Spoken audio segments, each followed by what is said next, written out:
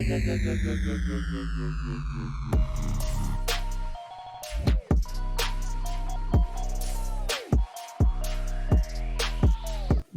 to, or I'm sorry. I was going to do my other podcast intro. There's too much going on. Welcome to Collecting Shiz podcast episode 34 with OldeCardShoppe. Thank you for joining me. It's been a while. I definitely have wanted you to get on here in a long time. Since I met you in Long Beach, we had talked about each other going on each other's channels. You had invited me on much sooner than I got to get you on, but I'm glad you're here now. If you could just introduce yourself to some of the people out there who might not know who you are, I'd appreciate it, Josh. Yeah, what's up, everyone? How's it going, Josh? Good to see you again. Always good to talk to another Josh in the hobby. I don't know many, but my name is also Josh. I am the OldeCardShoppe. I have a Whatnot stream, a YouTube, a Instagram within the hobby. We sell, buy and sell Pokemon cards, as a lot of us do here. And if you like that type of content, that's the type of. We also have a podcast on our channel, and so if you like that type of content, you can find us. I'm sure down below there'll be a link.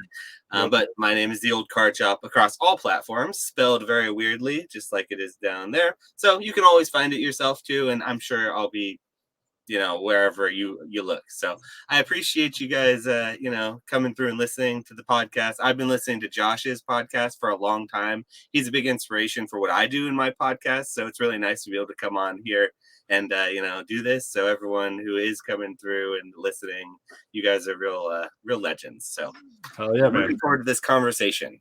Definitely. So yeah, I'm looking forward to getting a little bit more into your roots and kind of talk about some of the crazy stuff going on in the hobby right now. So obviously I always start kind of in the beginning, trying to understand where you started Pokemon, Yu-Gi-Oh through the beginning years and kind of how it came to be what it is now, obviously. The dirty flipper seller you are now. So if you could just kind of walk us through the beginning, that'd be awesome. Yeah, absolutely. I feel like my beginnings as a collector started really, really early on because I was a sports card collector and a coin collector long before I ever started collecting like Pokemon cards or Beanie Babies or Pogs or any of those like pop culture kind of things. Yeah. And for me, things like that had no utility, that were still very collector based. I was really young and early on. I collected rocks. Like I liked collecting different rocks. Like when I'd go out and I'd find different crystals or whatever. I'd have like one of those fishing tackle boxes with the clear ones and have different rocks in each little row, and I'd collect that kind of stuff. So the collector gene has always sort of run pretty deep with me. But then when I started collecting things with my father, which was more like cards and coins, he was a big baseball sports card collector in the 90s, and so I was introduced to cards and cardboard then. I always really enjoyed that aspect, the collecting aspect. But then when I started seeing things like Pokemon cards and like Pogs and like things like that you could actually collect and then use and play with, and it had like stats and things, it really intrigued me to another level. Beanie Babies is a whole nother thing. That was like a thing that I got into at the same time as all those other. That was just a byproduct of collectors. But I have a ton of Beanie Babies just that I have on my shelf just for fun because they're so nostalgic to me. But that was more collecting with my mom than it was with my dad. My dad was a big card collector, and so he got me into collecting Pokemon cards, whether he likes to admit it or not, just by exposing me to it, by going to card shops. We'd be buying the Topps packs, Upper Deck packs. I would be looking for certain players, but then I'd also try to get him to, hey, can I get a couple Pokemon packs while we're there too? And he'd begrudgingly buy me, sure, you can have some of those dang cartoon things. And he didn't care nothing about it really, but he did sort of get me into collecting in that way. And so I got into Pokemon. I started learning that you could play the game, and that quickly trumped the whole collecting side for me. Yep. And so when I learned that I could play like the cards that I also collected with the monsters that I was like playing in the game and watching on the TV and use them and make decks and stuff, it really sparked my interest as a kid. And so I really got into playing the game competitively very early. I got into like playing at my local game store, my local tournament scene. I would get with my friends and we'd all, brainstorm decks. And when people were passing notes about girls in school or whatever, we were writing deck lists back and forth or whatever. And, I'd be tweaking, how many copies of Bill or how many copies of this evolution line are we using? And then, writing 3, 2, 4, whatever. And that was sort of my beginnings, was very much so player based. And that continued on all the way through. I interacted with the game mostly through the cards. I played the video games like everyone else did, probably through gold and silver, and then maybe I don't think I played past that. I didn't play the third generation really. But I did continue playing the card game until about Neo came out. Then when the Neo series came out, I had a small tragedy that happened. I was at a tournament playing like I usually would, and I stashed all my cards under my under my table, under my chair at the tournament in my local card shop, which I pretty much knew most people who were there. But it was a pretty busy day, busy tournament. And when I got finished playing with my round, I reached under and all my stuff was gone under nowhere to be found. The card shop owner helped me look for it, but whoever it was, the kid, either he stashed it in his backpack and it was long, he wasn't speaking up and he hit it really well, or he left and they left while we were playing. And I never saw those Pokemon cards again.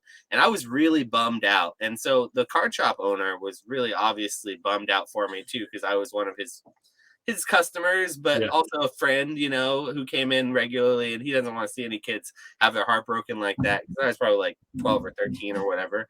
And he gave me a couple packs of Magic, and he's like, hey man, look, the Pokemon's kind of expensive, but you can have a few Magic packs, and here, you might like this game to try out something new. Because I think at the time he's like, don't worry, you can get it back, you can get started. I was like, no, I don't want it back, I want my cards, that corner. I was just kind of done with it, I think. And so I think he just gave me some packs of Magic to like just soothe the wound, give me something that it wasn't going to be just a slap in the face like Pokemon.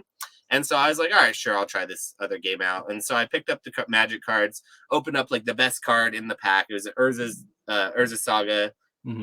This booster box right here was the first booster box that I was handed a pack of, which probably has a lot to do with why it's so meaningful to me. But it's one of the only sealed Magic items I own currently. And it's I opened the best card in the set at the time. He was like, wow, nice pull. He showed me what it was worth, offered to buy it back or trade it back for more packs. I traded it back for like, I think 7 or 8 more booster packs, which was like, I was like, yeah, heck yeah, that's, getting the collection started or whatever. And I just kind of got going back into Magic instead of Pokemon. And I sort of didn't look back at Pokemon after that point. I left it behind, unfortunately, I hate to say, for probably,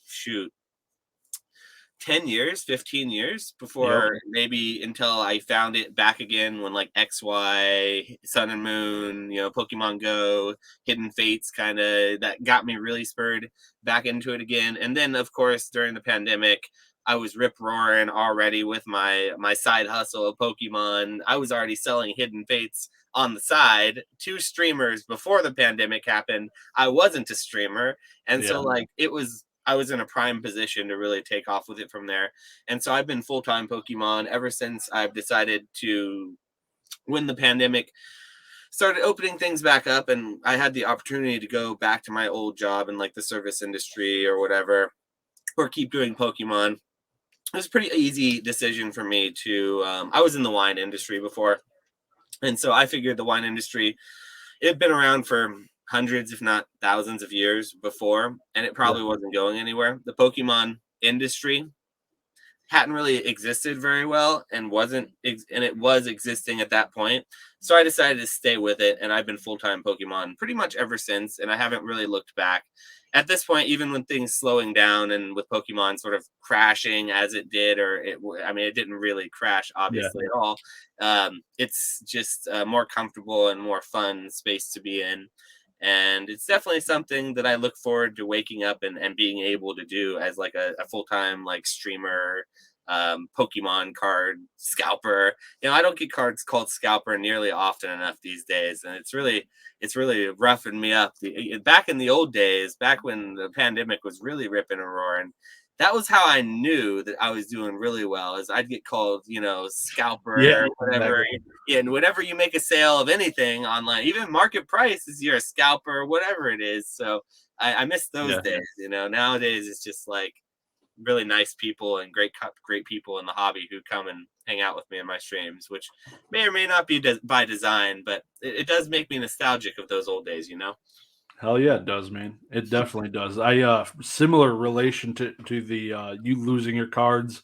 My parents had thrown all mine away, and that basically got me out of the hobby back then. I went basically into Yu-Gi-Oh. You went to Magic, and I followed that path. Played Yu-Gi-Oh. Grew up playing Yu-Gi-Oh. Didn't get back into Pokemon until much later, even later than you. Obviously, I knew what Pokemon was. My friends still actually played it competitively, so I've always like kept my hand on it and knew what was happening. Like if somebody pulled a cool card, or I'd maybe get one pack, and I had like an old Evolutions Charizard. I'd never opened more than one pack probably, but um yeah, it's fully relatable. Not relatable to the full-time Pokemon business because I definitely don't do that. But how much time are you streaming like on whatnot? Yeah, as Per far week? as like average amount of time that I stream, today I sat down and streamed. I started at noon and I stopped at like 4:30. Yeah. So I did 4.5 hours on that one. Wow. I did the night before I streamed I think 6 hours. So last night I streamed about 6 hours.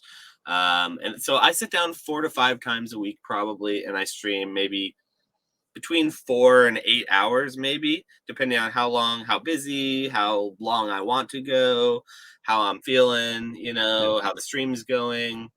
If, Yeah. I'm running some crazy bounty and, it's win everything for hitting the gold card. If someone hits a gold card and it's like 4 hours, 5 hours in the stream, I'm less likely to start a new round or game that could go 5 hours, 6 hours. I'm Yeah. more likely to be like, all right, well, that's it. Let's go. That's good job. And that's it. That's the stream, folks. So it really just kind of depends on the average stream. Yeah. But it's very much so by feeling. I don't have other streamers that work under me. I'm a one-man show. I am not at the point where I'm like thinking about hiring someone really. I wish I was at that point. Like I had the space. Like right now, space is a really big issue for me. If I had the ability to have a larger office space, a larger space to be able to expand my whole like YouTube and like my whole Pokemon business office space in my home, I think that would be my next big step. And we are looking at moving soon, so that's like a big step in our life. My fiance and I, we're looking at moving, buying a house in the next year, and Wow. so we will be doing that. That expansion will be happening, but right now I'm sort of limited to based on space, and I don't want to buy a storage facility and have to be starting going or buy like an office space and be going off premise to be doing my job because I really enjoy working from home. Yeah. And For sure. so, yeah, I'm trying to think back though. Like I've always struggled with this, but I always try to think back like what it was exactly that drew me really kicking and screaming back into like the TCG side of things because I was really into Pokemon Go after it came Mhm. out 2016. I was really into Pokemon Go. I wasn't into the cards. I was playing a little bit of Magic, Commander, EDH at that time is what it was called. But really, Pokemon Go got something that got me back into Pokemon big time, as I think a lot of people it did. And I played that a lot longer than a lot of other people did. So, like, I was continuing to play Pokemon Go up until 2020, which I Wow. don't know if I'm proud to say that or embarrassed to say that, but I was one of those guys, still rating, all that stuff. And so, like, I think what it was that got me into Pokemon cards again was I was on the YouTube sphere. I thought I was gonna do like Pokemon Go YouTube for a little while, like PvP battles and like do Yeah. kind of screen recording thing. But it's really not. It wasn't that exciting. I couldn't think of content I would want to bring to the space besides just being. I thought I was just good at it, kind of thing. But that's not enough for a content creator. I think to make content, just being good at what you're doing, you have to be able to bring something to the table to be Yeah. entertaining or offer something to people watching. It's more than just being good. So I didn't end up doing that, but I think I found maybe it was Pokerev or Leonhardt. And I really wish I knew because like it really matters. It matters because I want to say thank you to either of those guys who ended up on my algorithm because whatever it was either Pokerev or it was Leonhardt. And I think either my fiance and I were watching like some videos and one of our watched next turned up being a Pokemon card video and we didn't turn it off. And that was the thing. We didn't turn it off, which leads me to believe it might have been Leonhardt because he did a really good job of like engaging right away. And like, you're just kind of like, okay, he probably throws some really big card up with like worth a lot of money.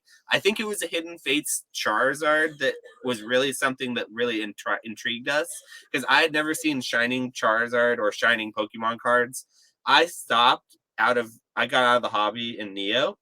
And so like I knew through Pokemon Go that shiny cards that shiny Pokemon existed, but I didn't know from the games or from my previous experience with Pokemon. So much so that when I found my old binder with my Magikarps, all my old Pokemon cards from when I got back in the hobby, like after I was really back into it and I got back to my roots and found my old childhood cards.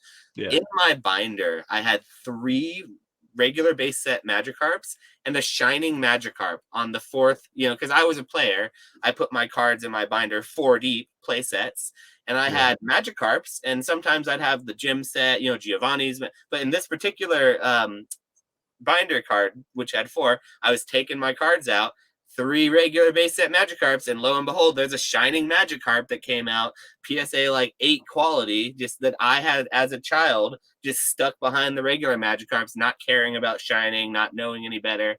So, flash forward, I think I was like probably it was 2020 or 2019. Hidden Fates probably came out. I think maybe Leonhardt, maybe it was Pokerev came up on my feed. My fiance and I, my then girlfriend, now fiance, we watched it and we enjoyed it. And so we went down to Target, went down to Walmart, bought our 10s of Hidden Fates or whatever. I think it was a 10. I never found the ETBs. And we were on the hunt and hooked ever since after that. And then it was just kind of like, oh wow, I really enjoy cards. I remember the hunt is real. It's really fun. It's fun to open. It's fun to then, once you open the cards, to then sell them back and get more and trade them for fill in your binder. It's a really fun experience when you really get into the nitty gritty and engage with it really organically like that. And I think that was what dragged us back in. But man, I really wish I knew who it was. If it was either, Pokerev or Leonhardt, because I've already shook, I've shooken both their hands now that I think about it at Leonhardt's pop-up shop. But I didn't realize at the time that it was because of them, one of those 2 guys, that I sucked you in. Yeah. They're to blame. They're to blame. Yeah, so if you have a problem with the old card shop, you can go take that up with Leonhardt or Pokerev, and it's their fault. Not so. There you go. That's yeah. The Leonhardt, I definitely was the guy I fell into first, and then went down the Pokerev, and then trickled down into this little niche I'm in now with all these other investor channel, not just investor, collector channels, investor, whatever. But I definitely am glad I've grown outside of those just general pack opening. I can't watch those anymore too much. Mad respect to those guys, honestly. Like I said, I love those guys for getting me into it and everything, but I honestly don't even follow them anymore. And no, that's not any disrespect at all. Like the 1 million or 2 million followers that they have, they're not going to miss my 1 follow.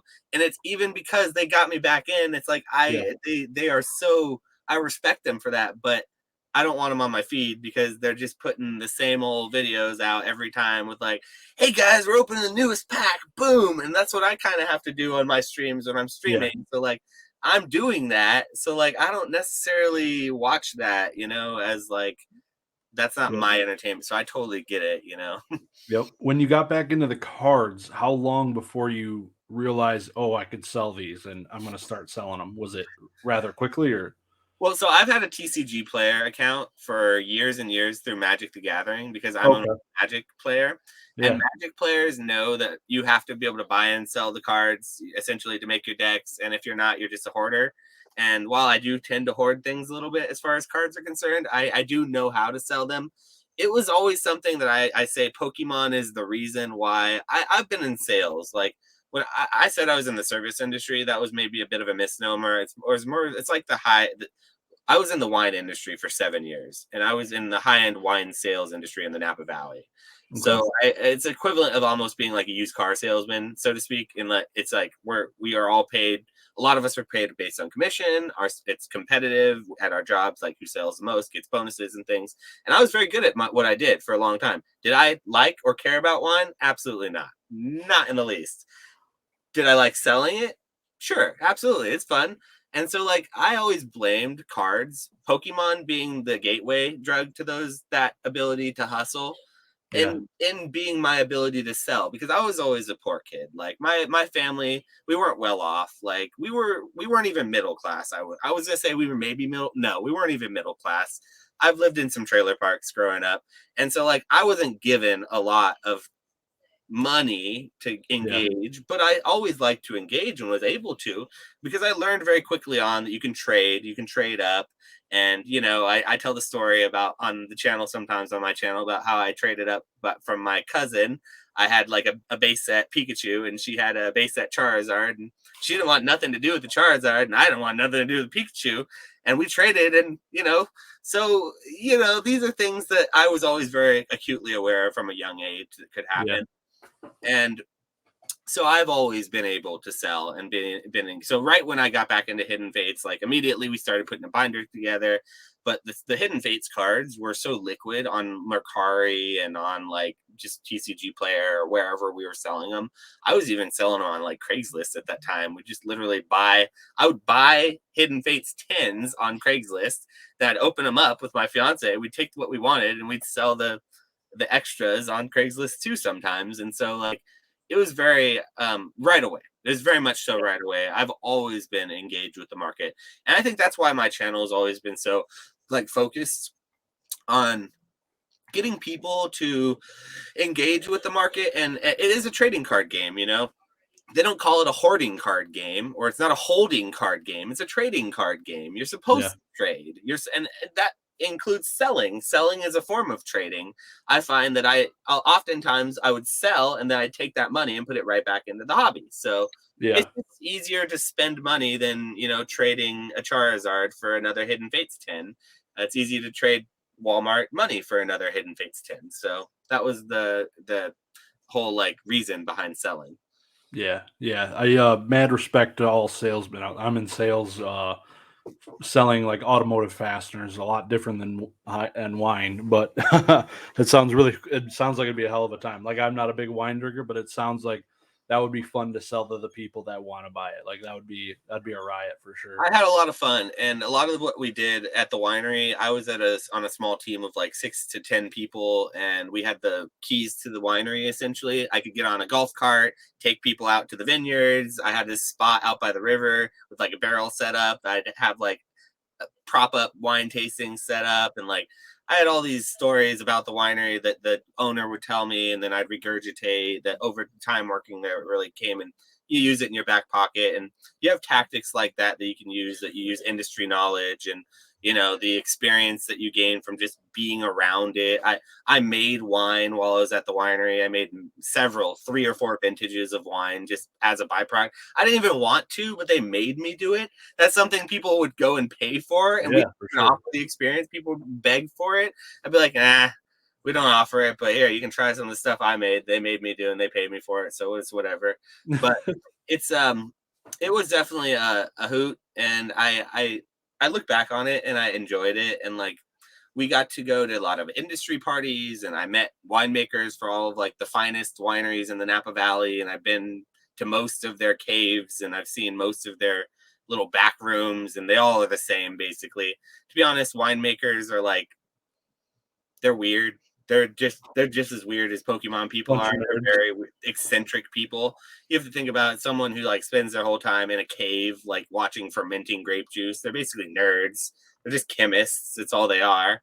And they're paid very well for it. And they're all very told that they're like the best thing in the world. So it's like a rock star nerd. A rock star meets a nerd. It's a weird dynamic. So, and they're all like that too. So, so it was very cool, the experience. I feel like I did engage with it to the most for several years. 7 years I was in it, fully engaged. I was doing all this. I could probably ace the level 2 sommelier set test at this point, but it's just not really my passion. I've always had more of an interest in things like nerd culture. I've been always engaged with that part of my soul, myself. Like these plushies and things in the background has always sort of been me to a certain extent, even when it was being repressed by the real world, as it were. I think that a lot of when we're growing up, we're being like told that it's not okay to engage with those like childish or childhood type loves or those hobbies that they're frivolous, that a lot of kids or parents would tell their kids that was useless and they'd be better off studying or whatever it was. Like, I mean, a lot of that was repressed for a lot of people. And I feel like nowadays that's not so much the case, which is really great. That's why I think we're seeing a lot of the resurgence of it. Plus, they're just doing a really good job with it lately. Like the cards, they're doing a beautiful job making the cards and the artwork on them, making them desirable. Make the way they're distributing them is in such a way that makes people want to go out and buy more, but it's not too much so that it feels like it's like flooded. So it's very much so, I think, in a good place right now. And it has to do with a lot of different things, I would say. Yeah, that's great. I want to get into a little bit more whatnot here in a minute, but I do want to know a little bit more about other collectibles and stuff. Obviously, you're talking about Magic the Gathering. Obviously, you have some, you got some cool plushies up there. Is there anything else outside of Pokemon Magic the Gathering that you're inside of and got your time? Yeah, unfortunately, I have a fascination with dead card games.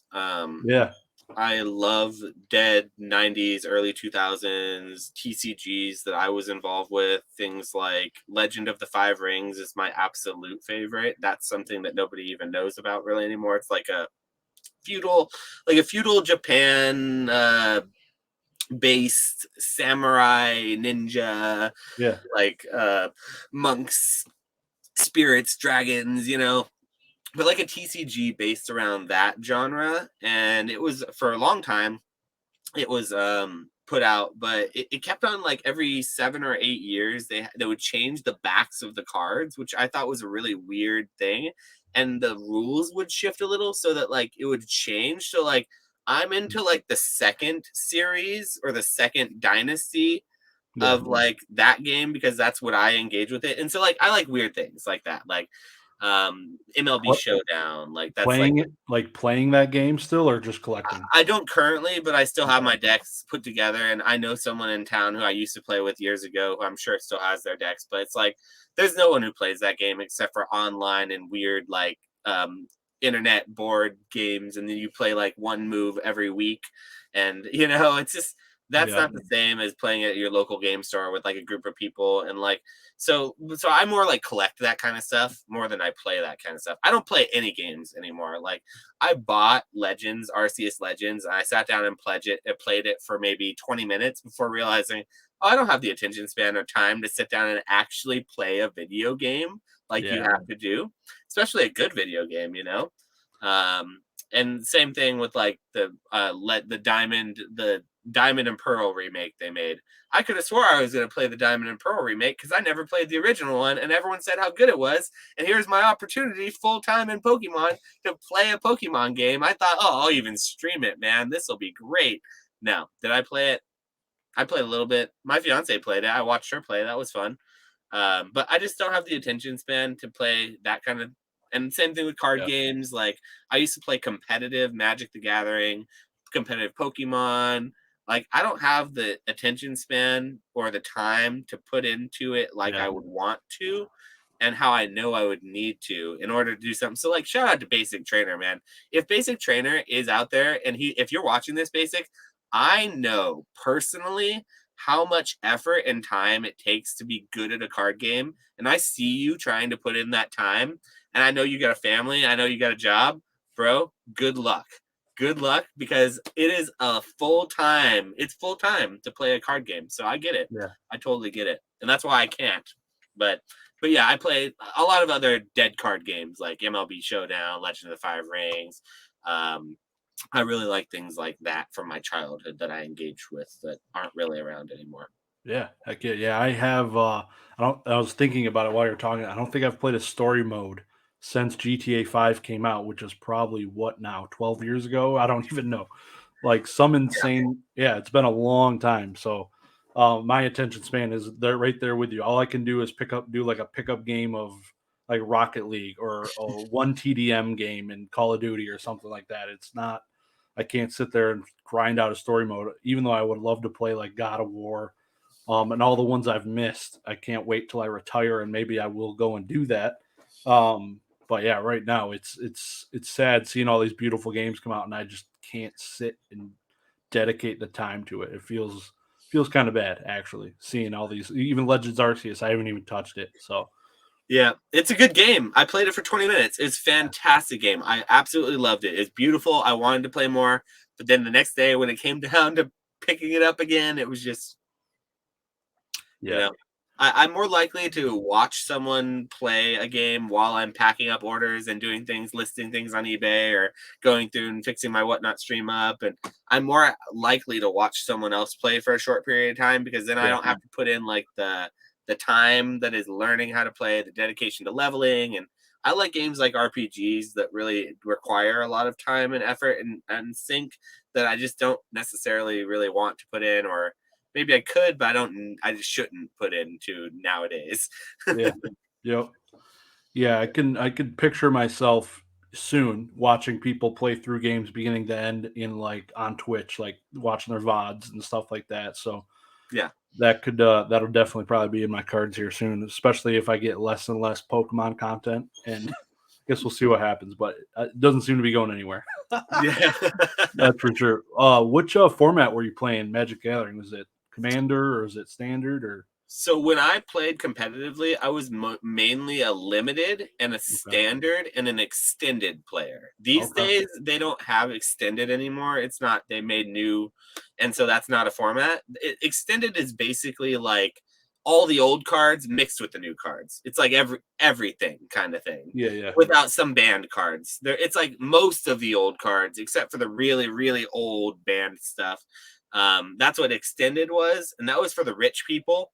That was when I had the deck that could compete. When I was with, I had a good deck, a good value that I could actually felt could compete. I would play that. Standard was the modern rotation of the most recent, like 6 to 8 yeah. sets. Like Pokemon does it. Yeah, Yeah, and Pokemon does something like that, and that was a really easy one to engage with. I didn't really like Standard. I never liked it. I didn't like that it changed all the time. I didn't like that it still played to whoever had the highest the highest dollar value deck typically would win. And so I was once again never a rich kid, and so I couldn't really compete like that. I was always good though, so I played limited was my format, which is basically draft format. So you just sit down at the table, they give you 3 booster packs. You open 1 booster pack with 8 other people at a table. Everyone opens 1 booster pack at a yeah, time. Take 1 card out, pass the rest of the cards to the right. And everyone does that until all those packs are each pack 1 card at a time is depleted. And so it puts together a more equal footing, and you play against those 8 people in a tournament. So everyone plays against the same cards that they saw. You all had an equal chance at getting whatever you want. You have a small amount of luck involved, which is just opening the 1 card from the first pack, the first card that you see that no one else sees. That's the only luck that's involved. And so I always liked to play that, and that was my bread and butter. So that was my format of choice and that I racked up the most points in. yeah, And that's what I went the farthest with, was limited. And there was another format, unlimited, where you'd get with like a small tournament deck, and it was called sealed. And you would basically have the same thing. Instead of with 8 other people, it would be with like hundreds of other people, and you'd get 5 booster packs, and you'd open the 6 booster packs basically, and because they give you a couple extra packs in addition to the tournament pack that they'd give you, and you'd make a deck based on that, and everyone would, and you'd have leftover cards, and you just get to keep what you left. But I was always a draft player, so that's why I've always been like a Magic Gathering. I like booster boxes. yeah. I like the ability to draft like what it is. Like, I don't care what the value of that box ever becomes, because to me, that is a draft for me and 6 of my friends 6 times.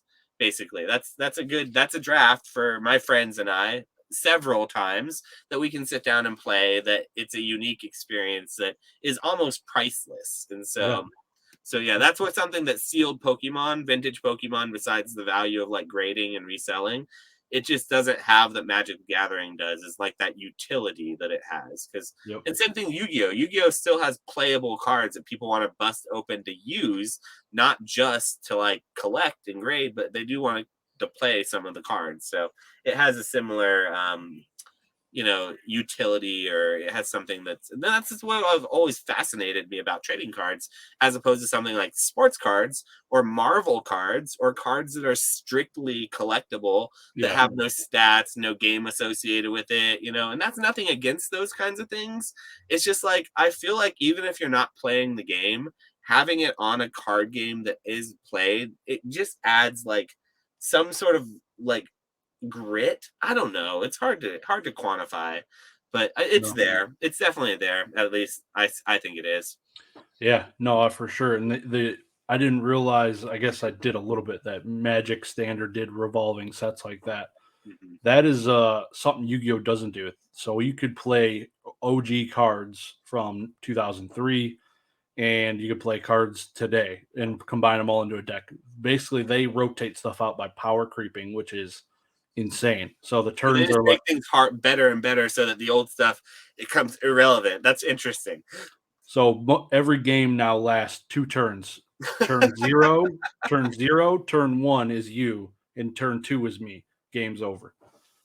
Magic at least gets to be, even in those really, really powerful legacy formats, it's similar to that. It's like 3 turns. It's 2 turns, maybe 3 turns is a long game. So it's similar when you include the legacy formats, which have like Black Lotus, the Moxes, Power 9, like literally cards that cost 0 to cast that you just drop from your hand, and you use those to play other cards that just make you draw.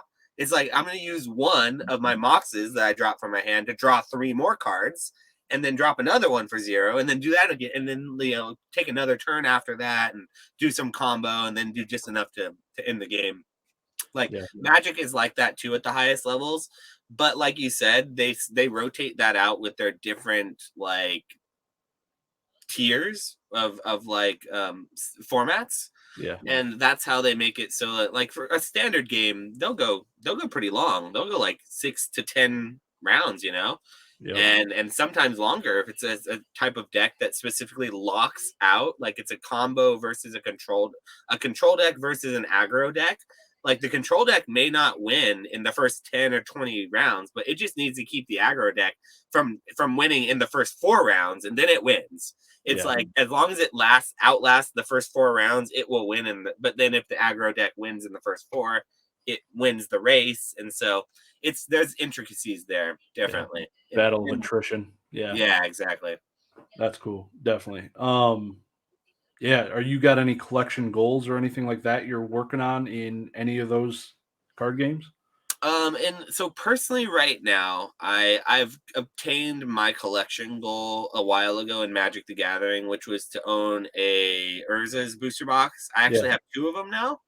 And so I'm done with Magic for the time being. That was literally the height of my goals. I just wanted one of those.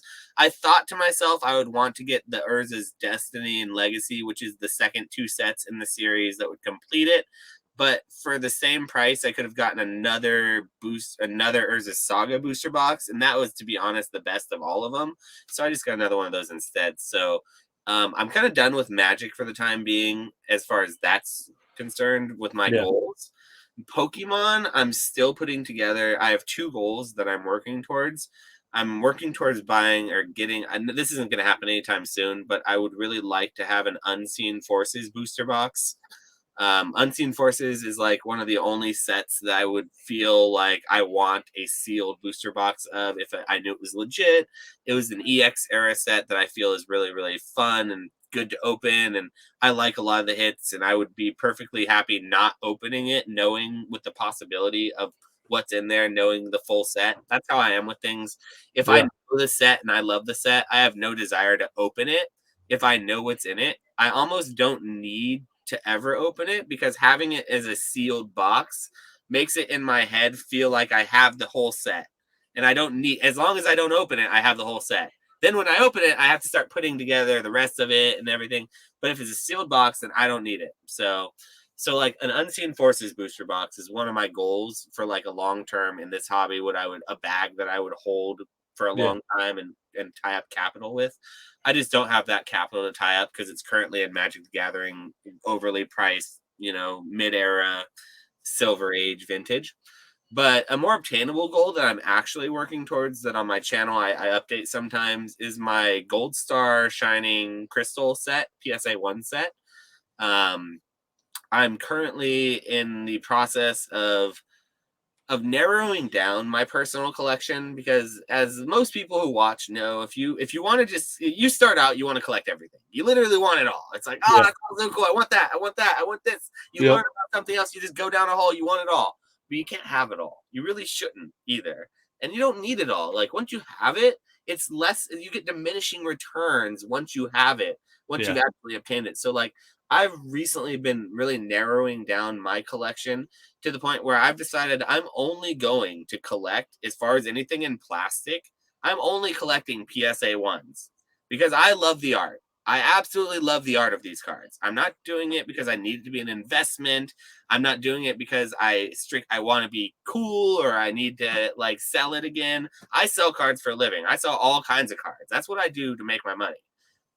The cards I want to keep, though, can't have a lot of value. Otherwise, I'll want to sell them. Yeah. And that's a problem, me wanting to sell it, because I'll probably sell it. So it's hard to have a PC when you sell cards. And so, like, I decided to collect PSA 1s because I could justify owning the lowest grade possible of a card, because it doesn't get much lower than that. Yeah. And I could own it and enjoy the art, enjoy the collection aspect of it, chasing it, and kind of have that fun, but not feel guilty about actually owning the thing. And I could still engage with that aspect of collecting. I can buy and sell. I could still like it. And that's so currently I have a good amount. Yeah. A lot of gold stars. Most of the gold stars I have.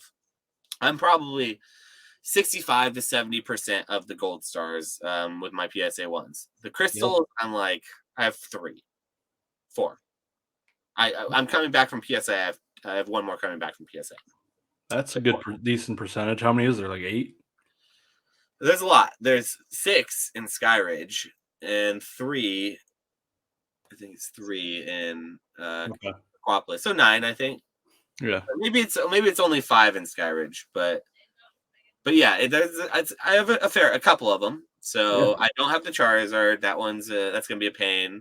I have the Gold Star Charizard, which is nice. I have a lot of I don't have the Rayquaza, the Gold Star Rayquaza. That's gonna be a pain in the butt. I had the opportunity to get the Torchic. I don't really care much for those, the Torchic, Mudkip, and the Trico. For how expensive that they are, I just don't really like them that much. I like that they're the first ones. I like that they're generally Pokemon that you wouldn't expect to be gold stars compared to what all the others are. I like that. That's kind of cool, but it's not enough for me to want to pay like $300 or $400 for it, I could get, basically for that price, I could almost get like a crystal Charizard, like a raw crystal for that. So I don't know. So I'm a PSA 1 guy. That's very well known. Like, I think that's something that I've been very open about. But those are my real collection goals that I actually feel are obtainable. The Shinings, I've only got 2 of. I got rid of my first edition Shining Charizard recently because I decided I hate first editions and I don't want any of them in my collection. I think that little 1 stamp literally ruins the front of the card. It makes it like, when there's an unlimited out there that I could have, and it's why would I want the little 1 on the stamp, which is kind of weird because that's not the way that most people think about it at all. Yeah. But like when I just take a step back and think and analyze in my head, like what I personally, not the market, not investors, not most people, but like what me, the old card shop Josh, what I like and I dislike, I really don't like first editions. I think they're dumb, and I'm really happy that they took that away. And I think it's a bad move to have first edition unlimited in any card game. recently Flesh and Blood just did that. They tried out having first edition unlimited, and it worked out so horribly for them that they yanked the rug on it. They pulled it after like 3 or 4 sets of it. They decided, no, guys, this is a bad idea. And honestly, ever since they did that, their game has been increasing and doing so much better. And it's like, what's the reason for having 2 versions of the same thing? One that's just going to sell out and sell for more and cause some unneeded hype, unnecessary hype. When if the product is good enough that it doesn't need to have this like one on the front that's going to give it more hype, just make it good the first time and make it unlimited, and there you go, and make it normal. That's my philosophy, at least. So yeah, Yu-Gi-Oh's down a dark path now where they do first edition still, but they never get to the unlimited. All they print is first edition for a lot of their new sets. So it's like, that's the unlimited printing. Why have it? And that's where you don't want to be in. And that's where you could easily get away from that by just being unlimited. Just literally never doing the first edition or getting rid of it, or saying, hey guys, this was maybe not the best idea. Like the old first edition stuff, that's cool, but we're maybe not going to do this anymore. And that's where Magic the Gathering's having its problems right now, is it's having the first edition paradox, where it's printing literally 4 of the same product. It has a new set comes out, and you have the regular booster boxes, the set booster boxes, the collector booster boxes, and then the jumpstart booster boxes. And as someone who's going to buy the product, you just sit there and you're looking at it. Even someone like me, who's supposed to be an expert on it, who's engaged with this stuff since I was 9-10 years old, I'm confused about that shit. Like, I don't know what the hell to do with that. And if that's saying something, what are we doing here? How's a new person who's coming in, how are they supposed to know that, what booster is what? And so Magic needs to learn what all these other card games have learned, is that you can't split up your main product into too many avenues. It spreads it too thin. It has to be a concise, clear, well-designed product that the market will want. And if you do a good job with it, then that's all you need. And they do a good job with things oftentimes in Magic the Gathering, but they just dilute it out by essentially just making the wrong decisions with it marketing wise, I would say.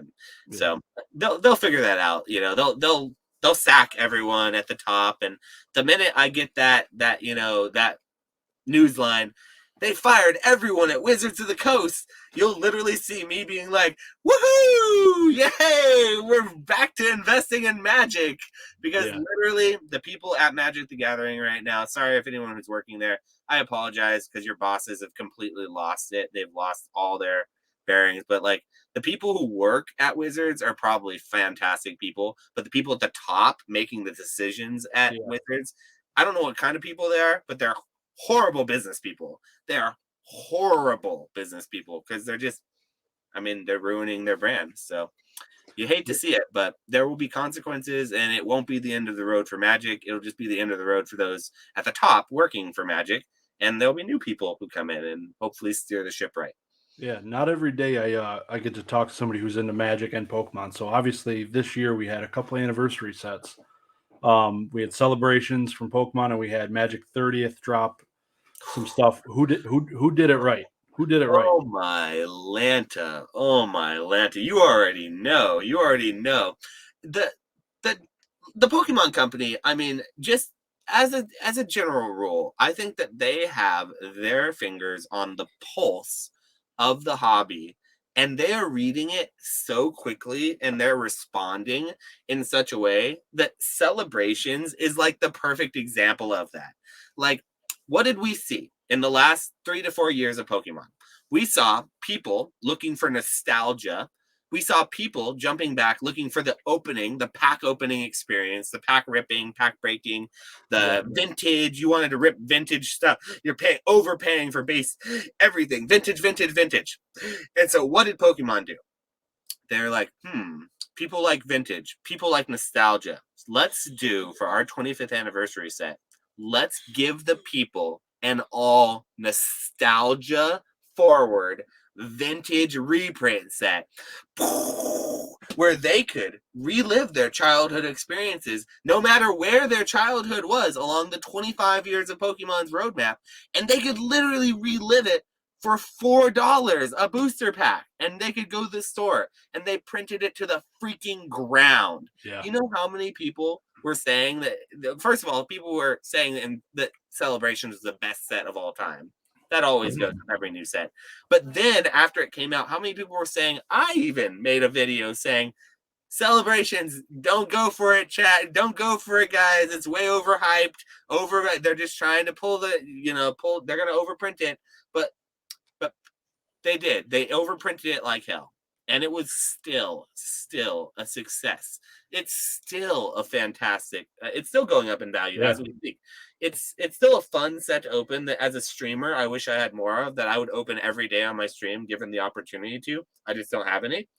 And so Celebrations is a classic example of the right way to do a 25th anniversary set. And Magic 30th is the classic example of the poster child wrong way to do a anniversary set, because not only did it reprint things that nobody wanted to see reprinted. Nobody wanted to see those things reprinted. Nobody was asking for it. Nobody wanted it. It was a surprise. It was not a good surprise, but it was a surprise. And then after that bitter pill to swallow, not only that, but they priced it at $1,000 a booster box. $1,000 freaking dollars a booster for 4 packs. And they had the gall to call it a celebration of the game. Like, how many of their player base could enjoy that? Not even a percentage of a percentage. And so, like, then the release of it, and like the early pulling, and how they're giving a bunch to like the WPN stores, and like a bunch to different streamers and different like content creators, but then they're charging $1,000 for other stores to buy it, and then they're having art. It's like, come on. And so it just goes to show there's definitely a disconnect there, and there are it's a tale of two companies here. We're seeing Hasbro and how they steer the ship, and we're seeing Pokemon and how they steer the ship. And I've put my entire business into the game that I had walked away from for many years. And I was involved with Magic for so much longer than Pokemon. Yeah. I was so involved with Magic, and I want to see Magic succeed. And if I could, I would love to stream and really push Magic out to my community, my channel, the general world, because I believe it's a fantastic game and I love it. But I don't love the direction it's been going, and I'm not comfortable putting any of my business, any of my money really, or any of my like anything at Magic right now. Whereas Pokemon, I'm like, put it all. I'm like, throw it all there. Take a second loan out on the house we don't have yet. Let's go. Yeah, for sure. Talk a little bit more about Whatnot. When did you first start streaming on Whatnot, and what was the new set at the time? Yeah, I believe, if I'm not mistaken, there were less than 10 Pokemon streamers on Whatnot when I started on Whatnot, and Whatnot reached out to me before I ever was aware of them. So I was streaming. I don't know how they found out who I was, because I was streaming on Facebook, on Instagram. I had my website where I did breaks, but that was just for people purchasing packs. And so I was just like a really small time streamer with like less than 200 followers. And I got a weird email from Whatnot and saying, hey, we're a new streaming platform called Whatnot. We're looking for new streamers in the Pokemon department. We saw you at an Instagram and blah, blah, blah. And we'd love to talk to you sometime. Here's, contact info, reach out, and we'll talk, set something up. And so I had another friend who was a local friend of mine who I would sell Pokemon cards to. And he told me, and basically the same week that I got this email from them, he was like, hey man, have you seen this new app called Whatnot? It's actually kind of cool. I was on it buying some Hidden Fates, and I just noticed that you like Hidden Fates, and this one streamer had it for this price, and I saw him doing auctions, and it was going really high, so maybe it's something that you could like look at. And so I was like, oh, cool. I actually just got an email from those guys recently. They wanted me to start streaming or whatever for them, so maybe I'll look into it. And I ended up looking into it, and I responded to the email. got in with Grant from Whatnot, who's one of like the lead dudes there. I think now I forget who he is now, but I think he's one of the higher ups or whatever. Because I literally talked to the guy while he was in traffic going back to his office in LA. He called me on his phone in his car, and he's like, "Hey man, just touching back base with you. I got your email, and I wanted to see if you want to come on the platform. And you know, we saw sort of what you did, but." Yeah, tell us about yourself, and you like Pokemon or what? And we're looking for more Pokemon streamers, and specifically, this is like before Battle Styles. It's right before Battle Styles, so it was really popping off at the time, but it hadn't quite popped off yet. Yeah. And so like I started the first week that Battle Styles came out, and I vividly remember this because when I started, I was selling Battle Styles for $150 a freaking booster box. $150 booster box. And that was, I mean, that didn't last long, but I was streaming on Whatnot, and the first weekend I literally sold out of Battle Styles from my distribution because I was already working with the distributor at the time. Yeah. And from there I was just like, all right, full send. And it's been no looking back pretty much ever since. So I started very early on. There were only a couple streamers on the platform. The biggest streamer that was on the platform was Pokemon Yizzy. Yizzy, he doesn't really stream on Whatnot very much anymore. He since does a lot more like podcast stuff. He does Instagram stuff. He's at the Collecticons always. He does the trade up challenges, but he was a big streamer on there. There were a couple others too that aren't really on the platform very much anymore. There's one by the name of Henry Tangerines that I really miss. Henry, I think, went to Twitch, and he did like big pack battles and stuff. And he would always have these massive like 300 pack Hidden Fates pack battles every night, and literally one person would win all 300 packs every night, and everyone would buy one pack to buy in, and the person who had the best card won it all. And that was how he would run it. And it was just like he'd have 100 plus people in there. And it was just like a really funny, like he was one of the few people.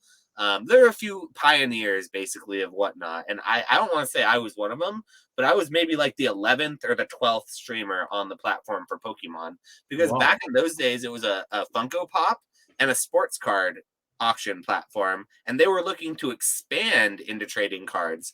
And like now they have platforms for like Magic, Yu-Gi-Oh, they have literally My Hero, they've got all of that, games, everything. But it was mostly Funko Pops. That was what like I was sold. It was a Funko Pop live streaming platform. But since then they have bigger ambitions. Like their ambitions, they want, if it was up to Whatnot, they would have a person with their phone at the supermarket shopping at Lucky's or Walmart, having you bid on items at Walmart. And that would be Whatnot, if they could have their way, that would what they would do. But you know, we're moving there. I think we're moving towards the whole, like, there's probably going to be like farmers market streams where, you know, people are at local farmers markets or little local craft fairs, and streamers are picking up cool things for people and then selling them on the app, and the app's taking a percentage, and then people are getting access to things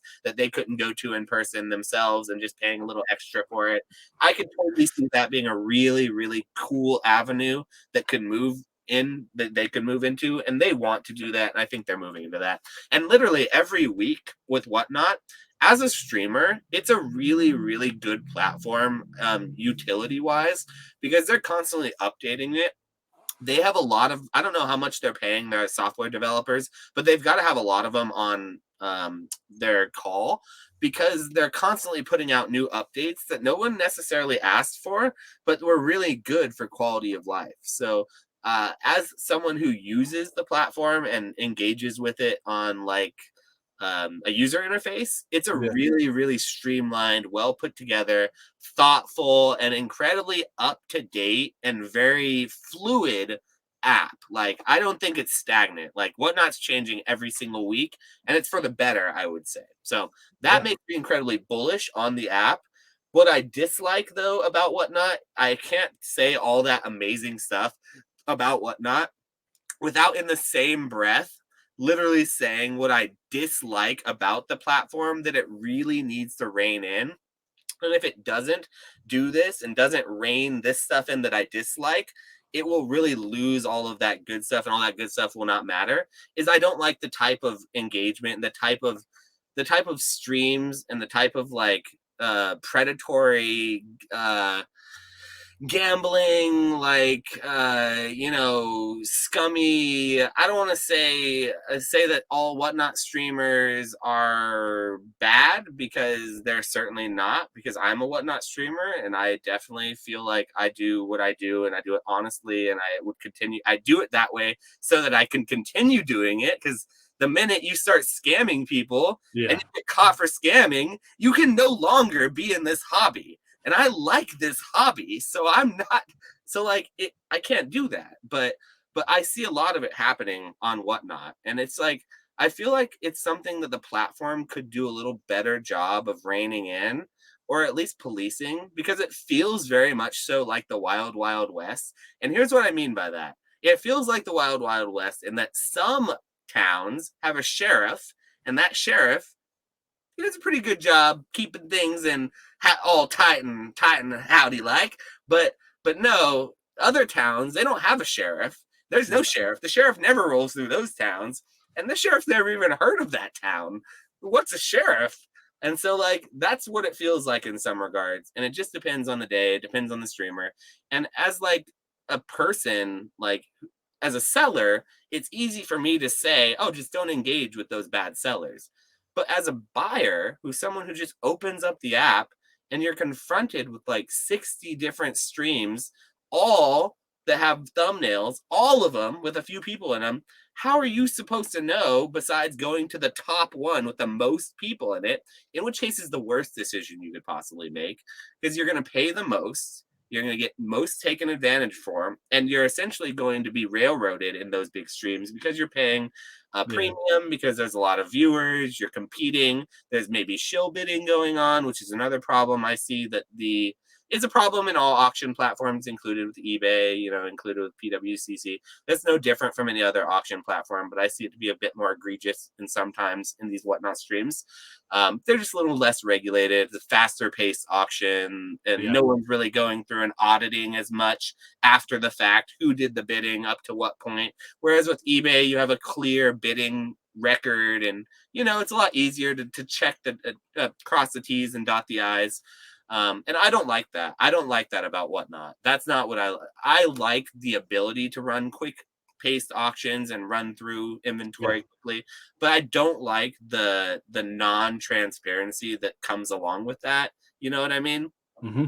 So there's a way I think you can have both. Maybe it's not easily obtainable, but there are like issues I have with that. And so it doesn't benefit the buyer who opens up the app to have 60 different streams on there, and 50 of those 60 streams you're just going to get taken advantage of, and to say, oh, just search through and find the gold. You got to find the good streamers. You got to know. Go to that old card shop guy. Like, how the hell are they supposed to know? Like the buyer who just downloaded the app and has probably never even opened their YouTube before. They're not going to go find Pokemon Investing YouTube and find me and then go find me on Whatnot after that. How unlikely is that? It's like, I can't even get people who are already following me to go follow me on another platform. You think someone who's never heard of me is going to go find me? And then, no, it's just not going to happen. So like, I think that the app should do a little bit more to rein in those predatory type, like, crazy gambling, bounty, like spin wheel, Bannerama.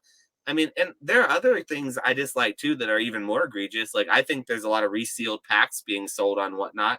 I think there's legitimate, absolute, like, Pokemon knowledge level resealed packs being sold on Whatnot. Wow. And like literally people are paying hundreds of dollars for a booster pack that they're hoping to win a bounty for. I literally watched a stream yesterday where a gentleman pulled 250 packs out of Brilliant Star without a single Charizard.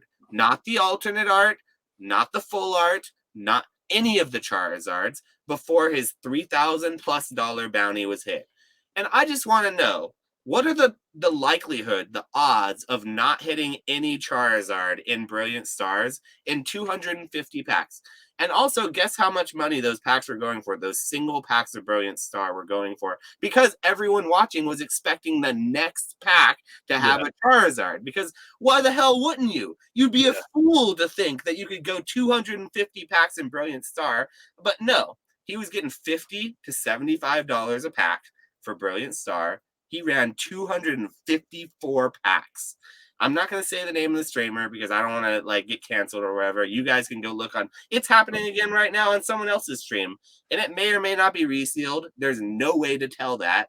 I'm not going to go out and make any accusations. I'm just saying it looked weird the way he was opening the packs. It was really weird statistically how that shouldn't probably happen. And it happens like every day on these big streams. And it feels like once in a while it should happen.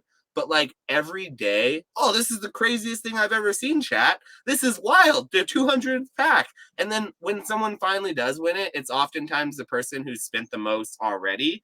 And you recognize the name always. It's like, it feels a little weird. It feels just a little bit weird. And so that's the kind of stuff I don't like. And that's what is also rampant on Whatnot. So on one hand, you have this innovative, really, really well put together streaming platform that has the ability to transform the way we interact with the hobby in a whole nother way, like live, being able to see the card, see all the flaws. You would think that's the most transparent way you could possibly buy a card. I'll pay more if I can see the card from all the angles and make sure it's going to be a PSA 10 before I buy it, instead of having to go to eBay and zoom in on the corners and ask for additional pictures. That's a pain in my ass. So yeah, I think there's a great ability and platform for it, but there's also a lot of room for like abuse. And so like you have it on both hands, and I really want to see that abusive aspect about it get reined in more, and all the good aspects that are already there in place, I just want to see them continue to flourish. Because I honestly think that the team they have in place there and everything that's being done with the app currently is fantastic. It's a lot of scum you got to go through to get to some of the good ones. And I don't like that reputation to be the reputation that I get slung around with. Because, like, it's my main platform. So, like, I don't like having to be the one streamer on the platform that people are like, Whatnot sucks, but go to that one. There is one guy that I think he's maybe not going to screw you too bad. I don't like to be that guy. I wish it would just be like, hey, go check out Whatnot. And, oh, yeah, OldeCardShoppe's on Whatnot too, but so are also a bunch of other good streamers. I would much rather it be like that. And there was a time when I think it was like that, but it feels a lot more like they're just letting everyone on, and they're not giving any penalties to anyone who is breaking the rules or giving a bad reputation, or whatever it is. I don't know. I'm not the person who can make those types of decisions. I'm just the guy who's been on it since the early days, who's seen a lot of it, and I'm getting lumped in with a lot of those other streamers though, and that sort of yanks my chain a little bit. So yeah, that feels bad. That feels bad for sure. That's crazy, man. I didn't realize you had been there pretty much from the inception. Those booster boxes selling for 150 a pop is insane. It took 2 weeks for that to stop, and then the battle styles hype died off pretty quick. But it was crazy. That I remember vividly battle styles opening weekend. I remember that seared into my brain. That's sick. Yeah, that's awesome though. I know I've joined your stream at least a few times, checking things out. Definitely, it's very fast paced, like you said. If anybody's never checked out, the link is down below in the description for his Whatnot page.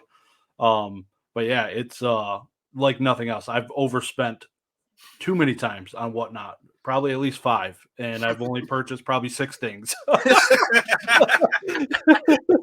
So I'm almost batting 1,000 on that one. So thinking I'm gonna get a deal, and then I look at the last solds, I'm like, well, damn, I just overpaid a little bit here, but it is the way it is when you're in one of those fast-paced auctions. You only got 10 seconds or 5 seconds to place another bid. You don't have time to check comps sometimes, and you're going off memory, and you could take an L. But it's a cool auction style. Like you said, the software is top-notch. Everything's pretty fluid inside of the app. I definitely enjoy the way the aesthetics. Obviously, some streamers have different things going on, but just the general layout of the app itself and is very nice.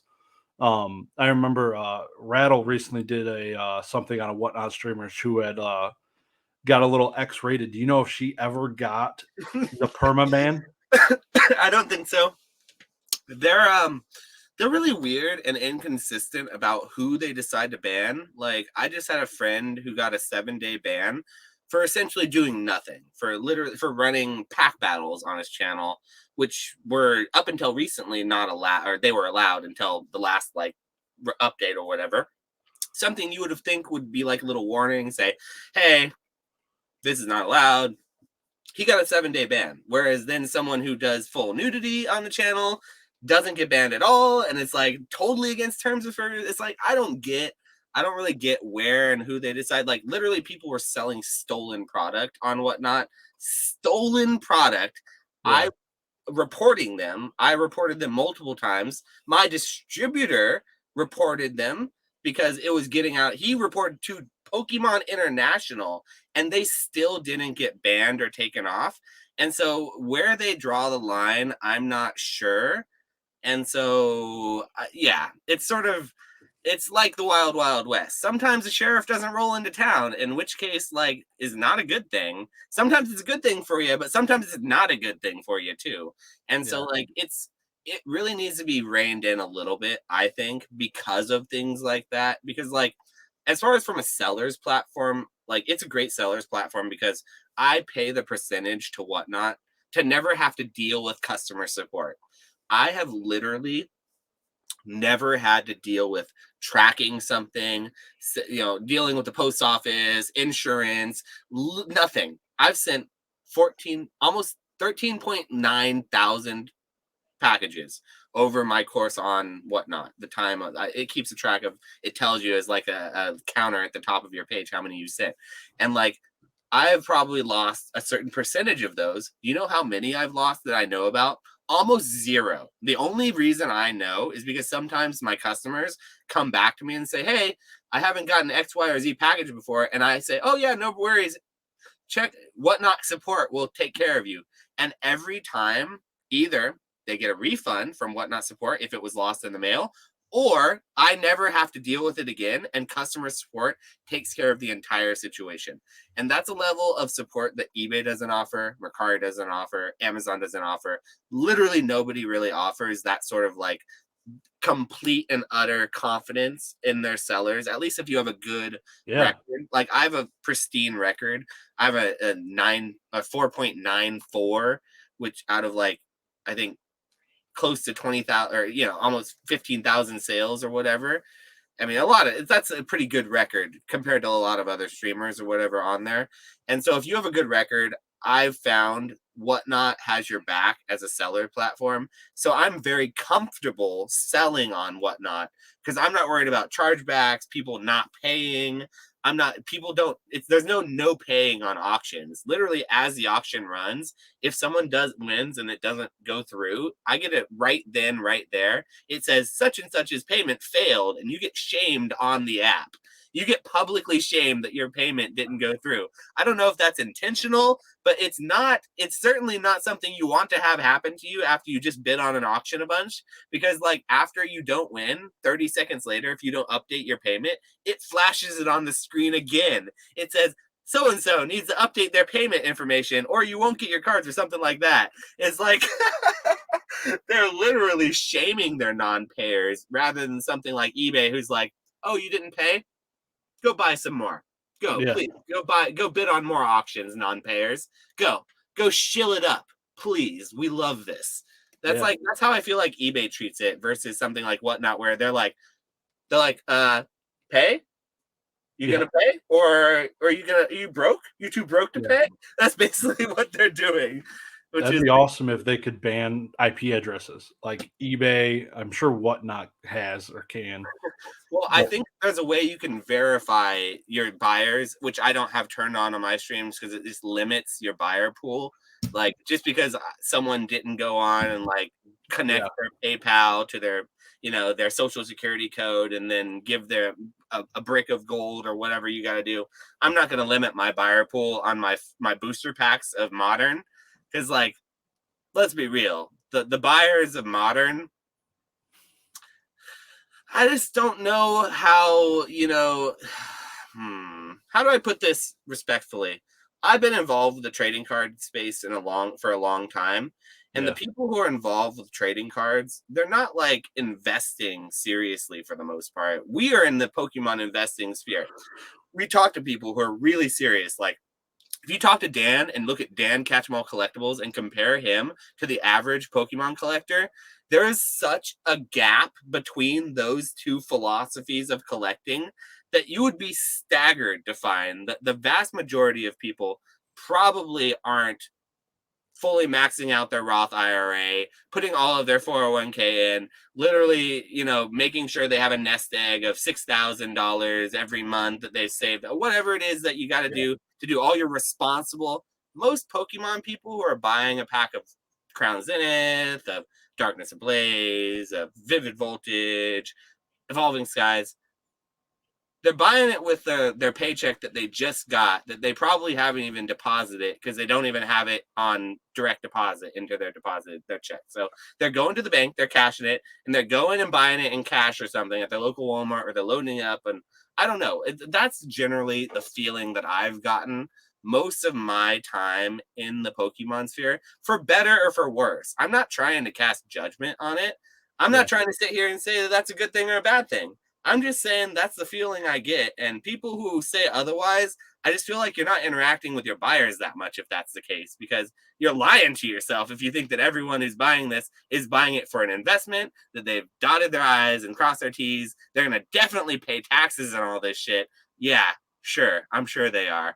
But I don't know. That's sort of my thought. And so, like, generally speaking, I just feel like the general person in this hobby is just interacting with it because they love it, not because they're like trying to like make moves or whatever it is. Like some people are like, but Yep. that's not the case.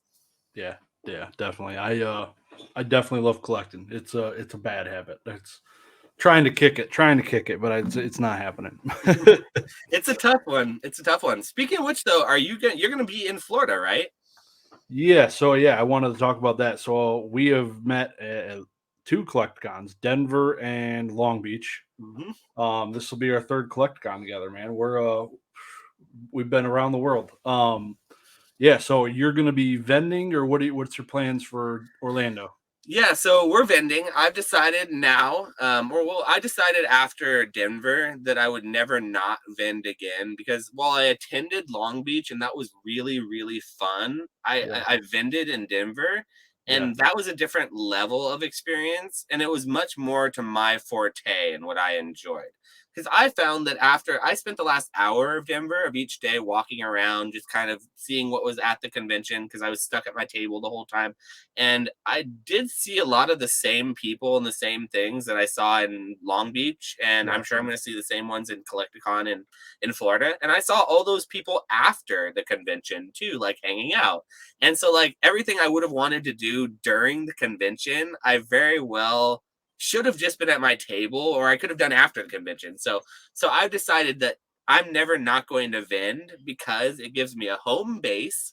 It gives me somewhere that I can kind of keep my stuff, hang out at, and people can come find me if they really want me. I can sell things while I'm there, and I yeah, can buy things. I actually, contrary to what I was listening to Dan say about buying collections in Florida, I'm actively going to be buying collections in Florida, because I actually really like buying stuff in person, because I can look at things, I can trade, I can kind of do a little bit more wheeling and dealing.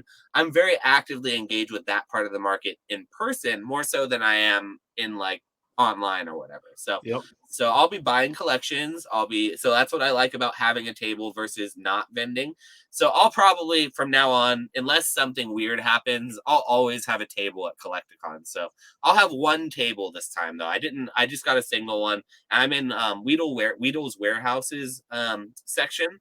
So I'm not in Team Dan, not in Team Nick. Sorry, anyone. We are off in our own little world, and we're in the warehouse world. So we're oh gonna yeah, see what kind of fun we're gonna do there. I yep. haven't decided what I'm bringing though. Yeah, I'm in the same boat. I'm in old school Pokemon's little section, but I'll definitely be taking a gander. I love going to check out all the different stuff out there. just because I get a kick out of all of it. The Legos, the Pokemon, the Yu-Gi-Oh. There's barely a booth I can walk by where I'm not looking at something. It's pretty bad. I do love just walking around because it's freaking massive. It's massive. I bought this big old thing, this Gara like backpack thing that I'm never gonna use for anything. I bought that at a Collecticon just because it's cool looking. I'm like, all right, I'll hang that on my wall or something. Literally, that shiny Dragonair right there. That's from Collecticon. The Pikachu that's up there, that's from Collecticon. Like, I've got a bunch of different things that I pick up just as like little mementos and pieces to remember by. I really need a playmat. Next time I go, I'm going to be looking to pick up a playmat for my streams. I kick myself because the last time I went, there were some really cool playmats, and like that's something that I really want, is like a really unique, because like I stream a lot. I stream 30 to 40 hours a week maybe, and that's just looking at my playmat most of the time, and like I should have a really cool playmat. So that's going to be my goal. Next Collecticon is probably to pick up 3 or 4 cool playmats that are like unique, that are hand drawn, maybe done by an artist or something, and then I'll have those on my streams. So I'm trying to think a little bit like that kind of stuff, things that I can use, that I can pick up, that are not just cards. But I do pick up a lot of cards while I'm at Collecticon too. Like, I love being able to pre-grade cards right there in person. Oh my gosh, it is such a work. Like, from someone who's just dealt with everything online, oh my gosh, being able to just pick up a card and look at it and be able to tell right there, it's just like, this is how it was meant to be. This is the way. This is how it's supposed to be. Yeah. Yep. Yeah, I was thinking of the Whatnot booth. There's a Whatnot booth there. You ever thought about jumping in there and doing a live stream while you're there? Or oh God, no, absolutely not. No, like, okay, so I always found it funny, like when you're a streamer full time, to go to these events and then stream while you're there. I always found that to be really ironic.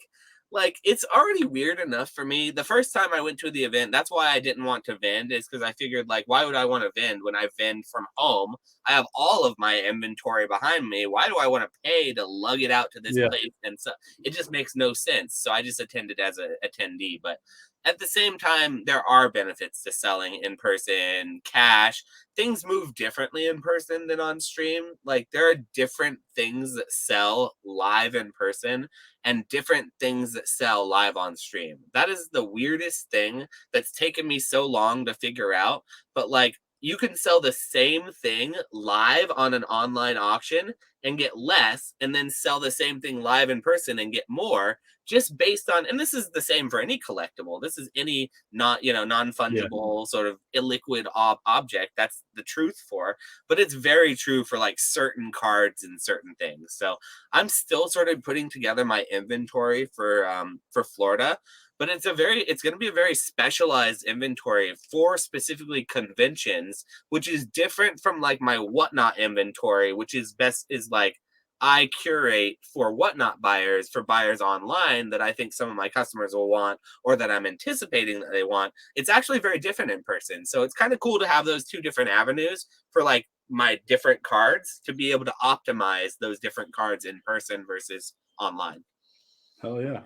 Yeah, no, I definitely, it's weird. Like, I feel like in Denver, there was not a lot of people streaming at the Whatnot booth. Like, it was kind of empty. Like, they don't pre-plan who's going to be streaming or whatnot. So, or I use the same word. That's intentional. That's it. I think what the thing is they pre-plan a little bit. The issue is this connection is always so bad. And like, it feels like when they do these streams, they always flounder. The auctions go low. So like, the people who want to do it, there's just not people lining up to do it. Because like, why would you want to compete? It's just, it feels like it's not the right time or place to do it, unless you're doing something like, I see some streams where they literally have the stream so you can see the convention in the background, people walking by. They have like a wheel spin, and like they're interacting with the people as they're interacting with people on the screen. And that kind of is a cool way for the people online to interact with the convention. And that would be a way that I could see it working out for a streamer, where you're not doing it to sell product as much as you are to gain more of a following and just kind of interact with the community and provide that sort of fun community interaction with like the online platform that's very popular right now. But other than that, I see no benefit to it. You won't see me doing a Whatnot stream during the convention.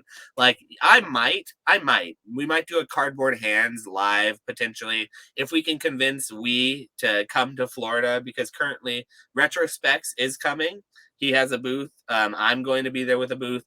Is sort of Flex Gods. He is on the fence.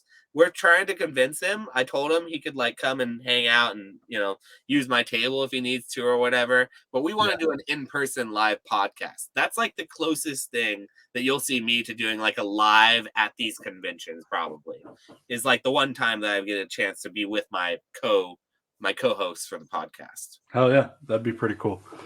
Definitely. I'll be meeting Professor Oak for the first time in Orlando, and we don't have a plan. We're not going to do a live podcast probably. I think he's sleeping on my couch in the hotel on Saturday night. I think he is. I heard that plan go down live. Pretty sure he strongmanned you into it, but that's good. That's good. I'm glad. Yeah. So So maybe we'll turn on the camera then. We'll see. Yeah. So I'm definitely looking forward to it, man. Looking forward to being done. You gonna rip any vintage packs again?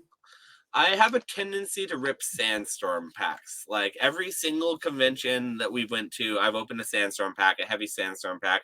And this one's probably not going to be any different. I might change it and do a different set, but I still haven't pulled my chase from Sandstorm, which is the Nishida Jolteon. The hollow Jolteon in Sandstorm is the only reason that I've been continuing to open that set. And the reason also being that all the other hollows in the set are incredibly, incredibly low population, incredibly beautiful, and I'll grade them and sell them. But if I pull the Jolteon, it might be the only PSA 9 or 10 that I actually keep for my PC. Yeah.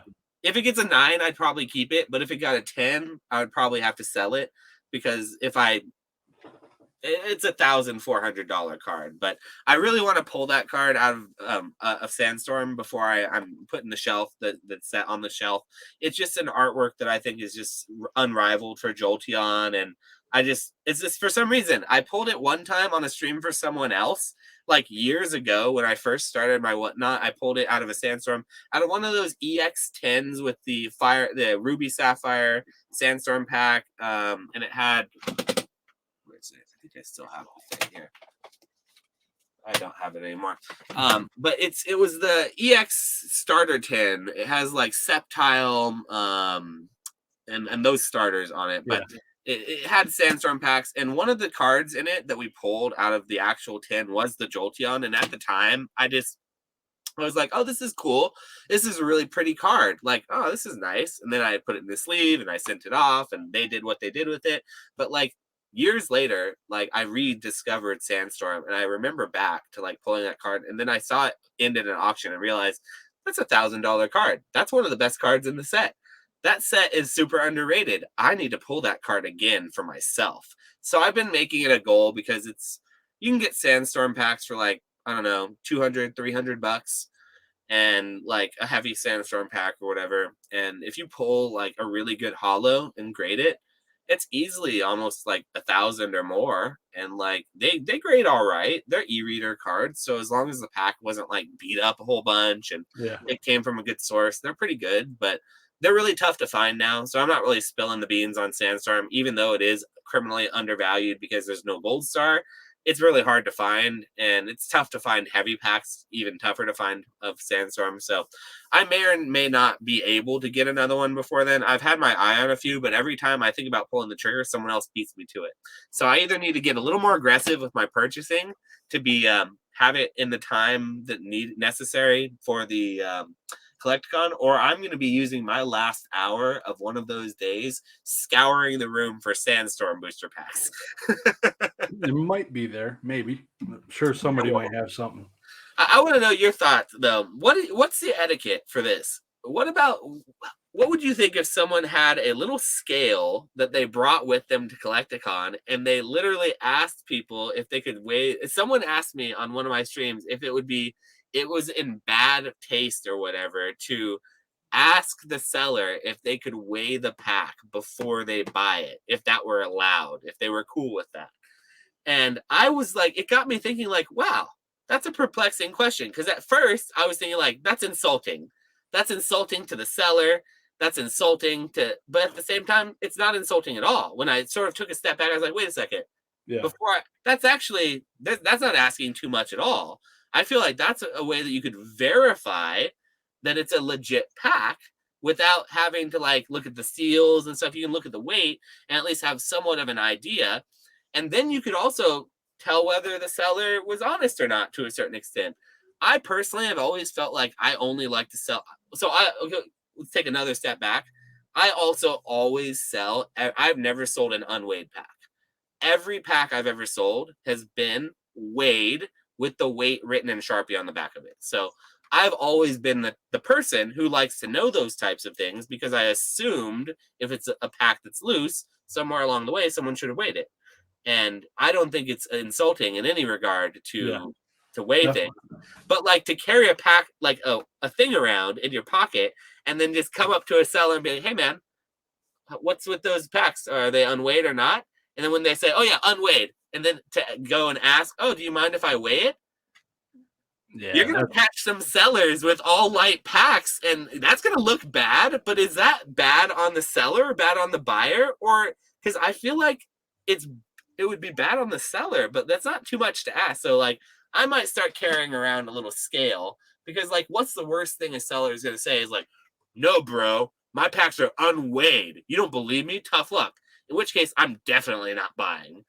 Definitely, if that's the response, I'm like, okay, that'd be Dan's response for sure because they are. I mean, that's the thing, though. I would believe weight out. Actually, I would believe Dan if he said that, though, because I know Dan. I wouldn't believe a single other soul in the hobby if they said that, though. Even old school, yeah, I wouldn't believe him. No, I wouldn't believe Nick for a second. No, not for a second. Sorry, old school. He's been around for way too long. Yep, he's definitely out there scamming people. Poor kids. He collects booster packs. Do not buy loose booster packs from old school Pokemon and assume they haven't somewhere been weighed. Okay, I think it can be safe to assume he's not scamming people or anything, but he's been around the block. You know, he knows if it's a loose pack, it's most likely weighed, and he'll probably tell you as such, I'm sure too. But yeah, that's always in my play. And I just thought it was a funny question. And I want to hear your take on it. I thought it was a bit of a spicy question because I had two different responses within like the same breath, like from my own response. So I definitely, it's an interesting thing. Yeah, I would definitely tell the guy walking around with the scale to go shove it up his ass. I would be like, dude, chill out. What are you doing? Get the hell out of here. Like, that would be my response as the seller. But if I was the buyer with the scale in my pocket, if somebody lets you weigh them out, damn right. Like, that's cool. Then you're going to be paying the heavy price if you find the heavy one, of course. So that was what I was going to say, that if someone came to my table, they're already weighed out. I'm already paying. I've already priced it as a heavy price already. But if it wasn't, and if it was priced as unweighed, I would make the deal with the person. I'd say, sure. But if it's heavy, you have to pay the heavy price. Yep. And exactly. You know, so and then they have nothing to lose really. So I think that would still be a win-win for the buyer because then they have the decision. They can basically say, okay, well then I'll weigh it. If it's light, they could just walk away and say no worries. Or they could buy it if it's heavy for the heavy price.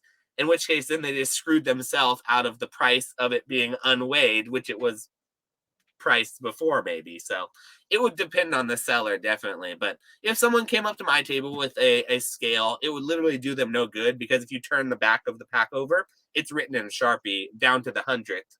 I only do the 2 decimal points because that's what any sane person does. For sure. You taking any packs you think that people will be able to rip open, or are you thinking just slabs?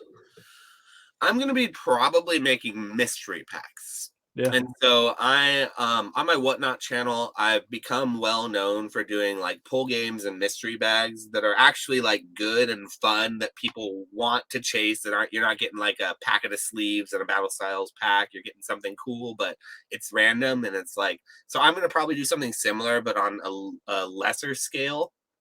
I found for me at Collecticon, the really, really high end stuff that's like top tier collection tier grail status, that's really, really good to bring and display because it moves, or it actually has a chance to move. And also the really low end tier stuff that's just fun, that's really base level. You can walk by, grab something, interact, open it up, have fun with the people there, Yeah. and enjoy it that way. That's what most people want at Collecticon. That middle tier doesn't move as great as, say, the low tier and the super high tier. So I'm making low tier mystery bags that are going to have like a slab, some packs, like sealed product, maybe what random things, like maybe a vintage pack, like a tops pack thrown in, like a $50 pack or something. Nothing too crazy, so that I can still price them at like $20 to $25 for like a mystery pack. And then I'll have slabs similarly under $100 most likely, and then I'll have some like really expensive grail level things as well that might be just for like catching the eye, or maybe if I want someone to come and trade, or someone who's looking for something really unique, they'll see it and it'll draw them in. So that's my philosophy with Collecticon. Like when I'm planning what to bring, I don't know exactly what I'm bringing yet, but that's my general idea, and that's worked for me in the past, and that's what I'm going to do this time too.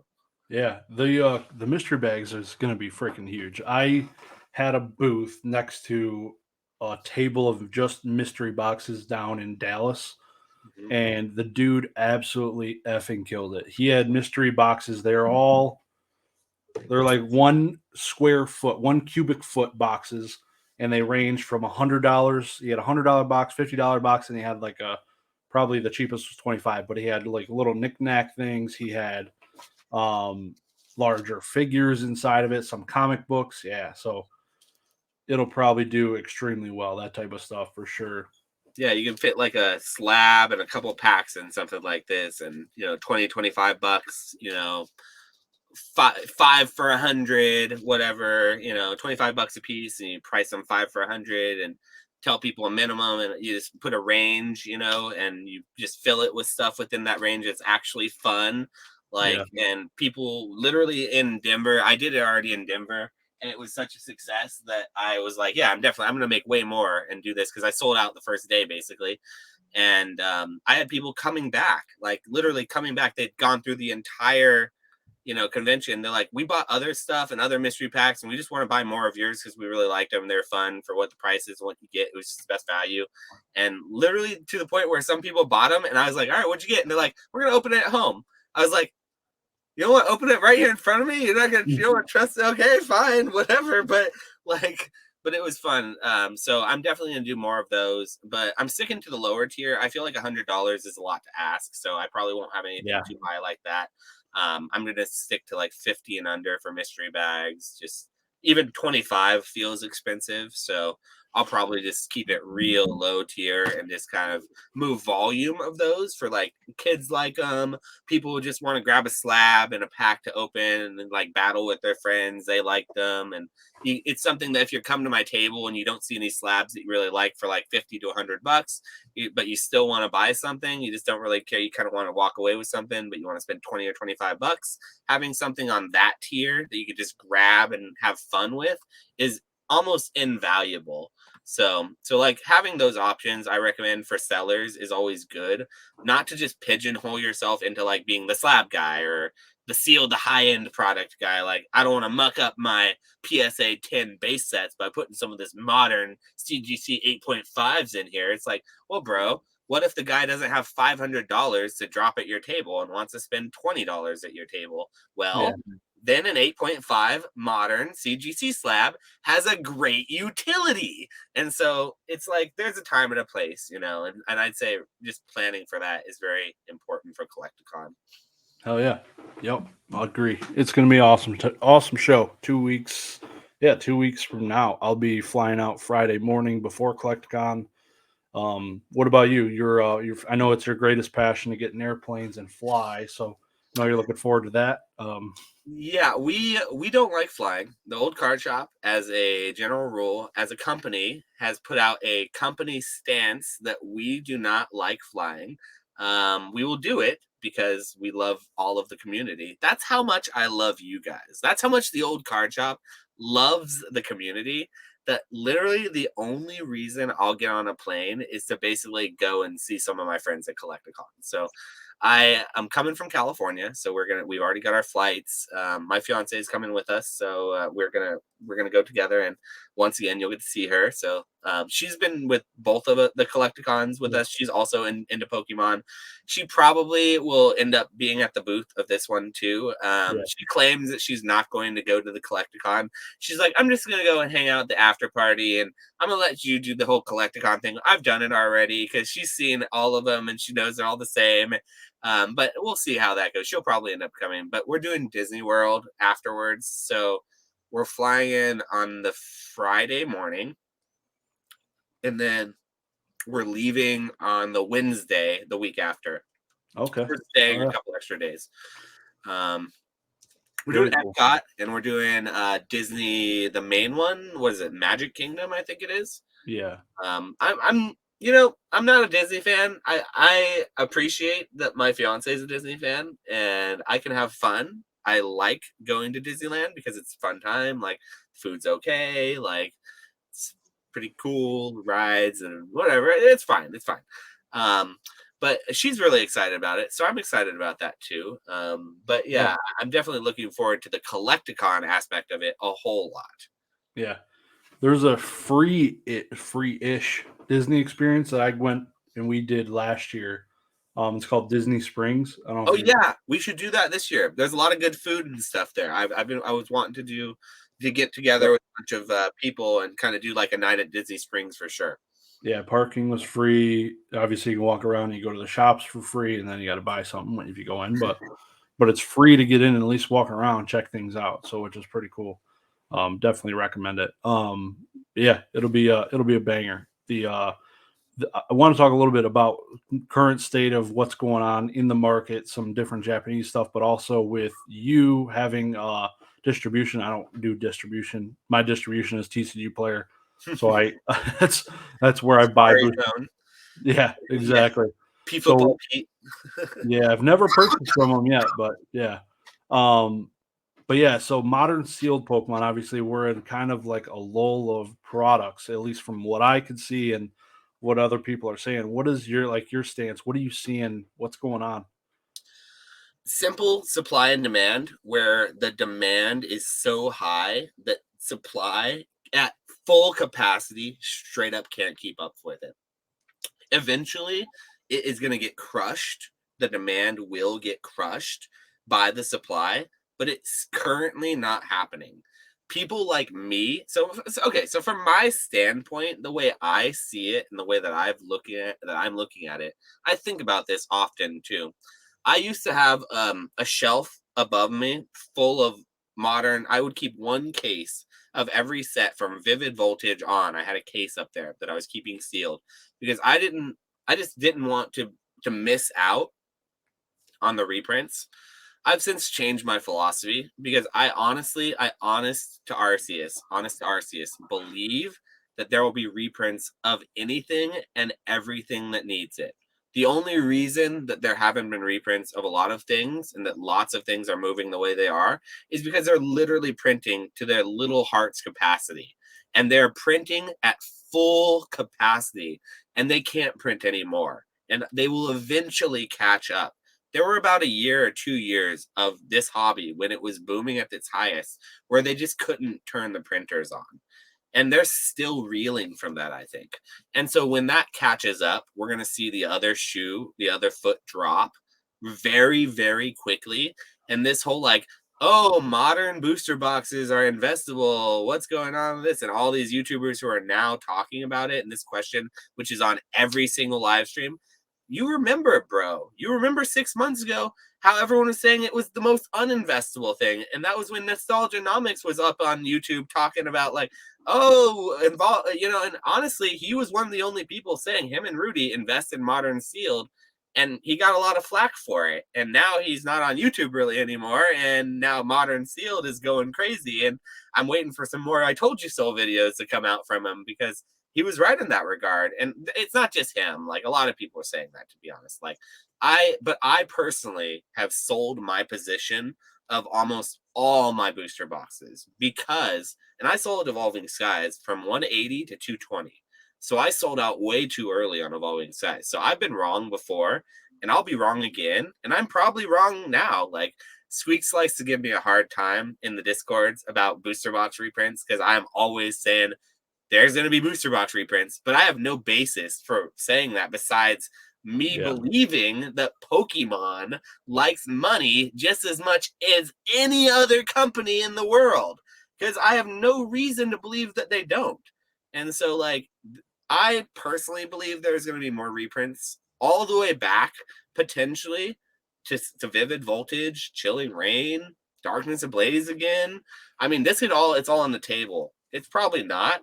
And if I don't get Vivid Voltage, Darkness Ablaze, Chilling Reign, Battle Styles, Evolving Skies, if I don't get those reprints and we just move on, it's literally something that I personally have just decided I'm okay with it. Like, it's okay. It's fine. The Scarlet and Violet is going to be great.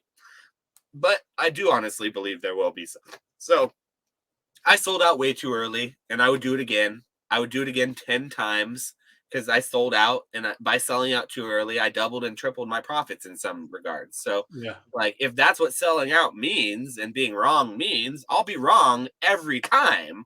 But unfortunately, that's not always what it means. But yeah, I think that this narrative can change very quickly, and I think it will change very quickly the second that we get that booster box reprint announced.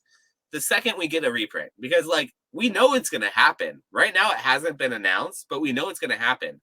And the second it happens, it silences all those loud voices who are like, where's that reprint at, guys? I'm sure waiting for that. Where's that? Look at that Evolving Skies price. I don't see the reprint anymore. Oh, and they're sitting there hoarding their Evolving Skies boosters, like, feeling like geniuses for buying it at 250, probably from me, who sold it to them at 220, and they're thinking I'm an idiot. And I'm just like, okay, we got a whole lot to go here, don't we, guys? We got a whole lot to learn.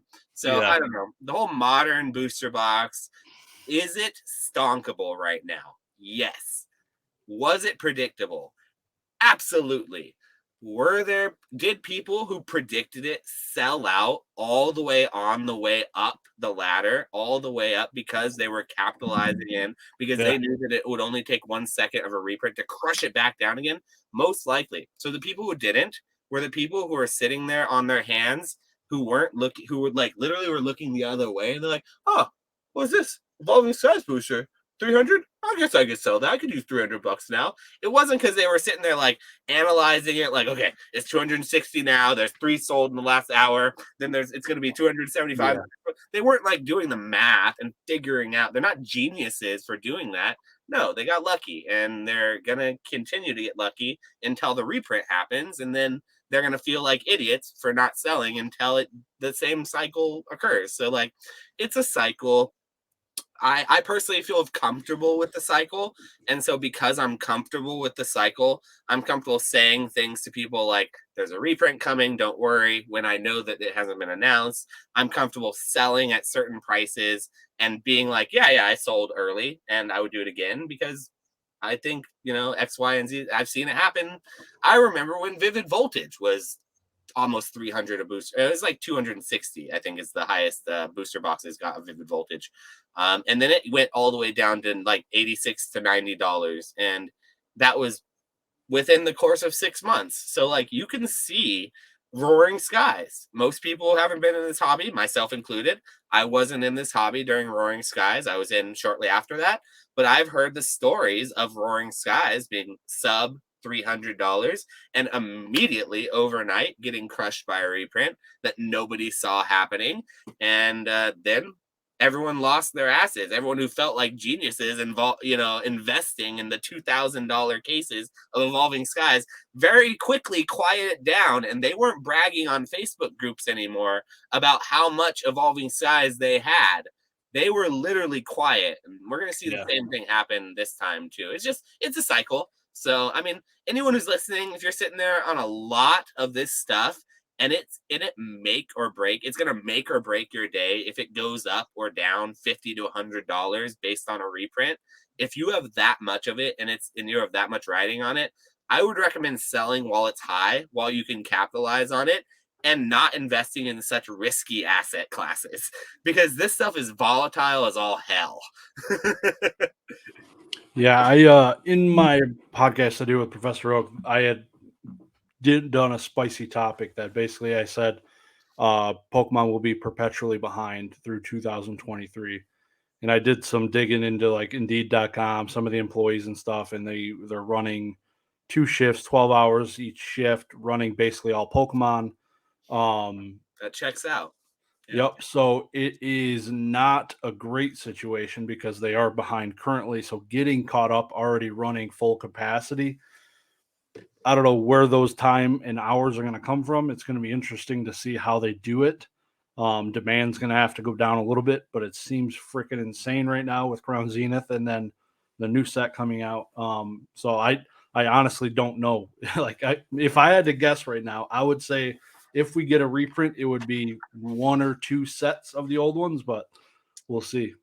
I'm down to only Regidrago boxes for booster packs from my Crown Zenith. Before this stream, in 4 hours, I ripped 6 cases of besides those 2, 6 cases of Regidrago boosters worth of packs. That's over 100, but under 200.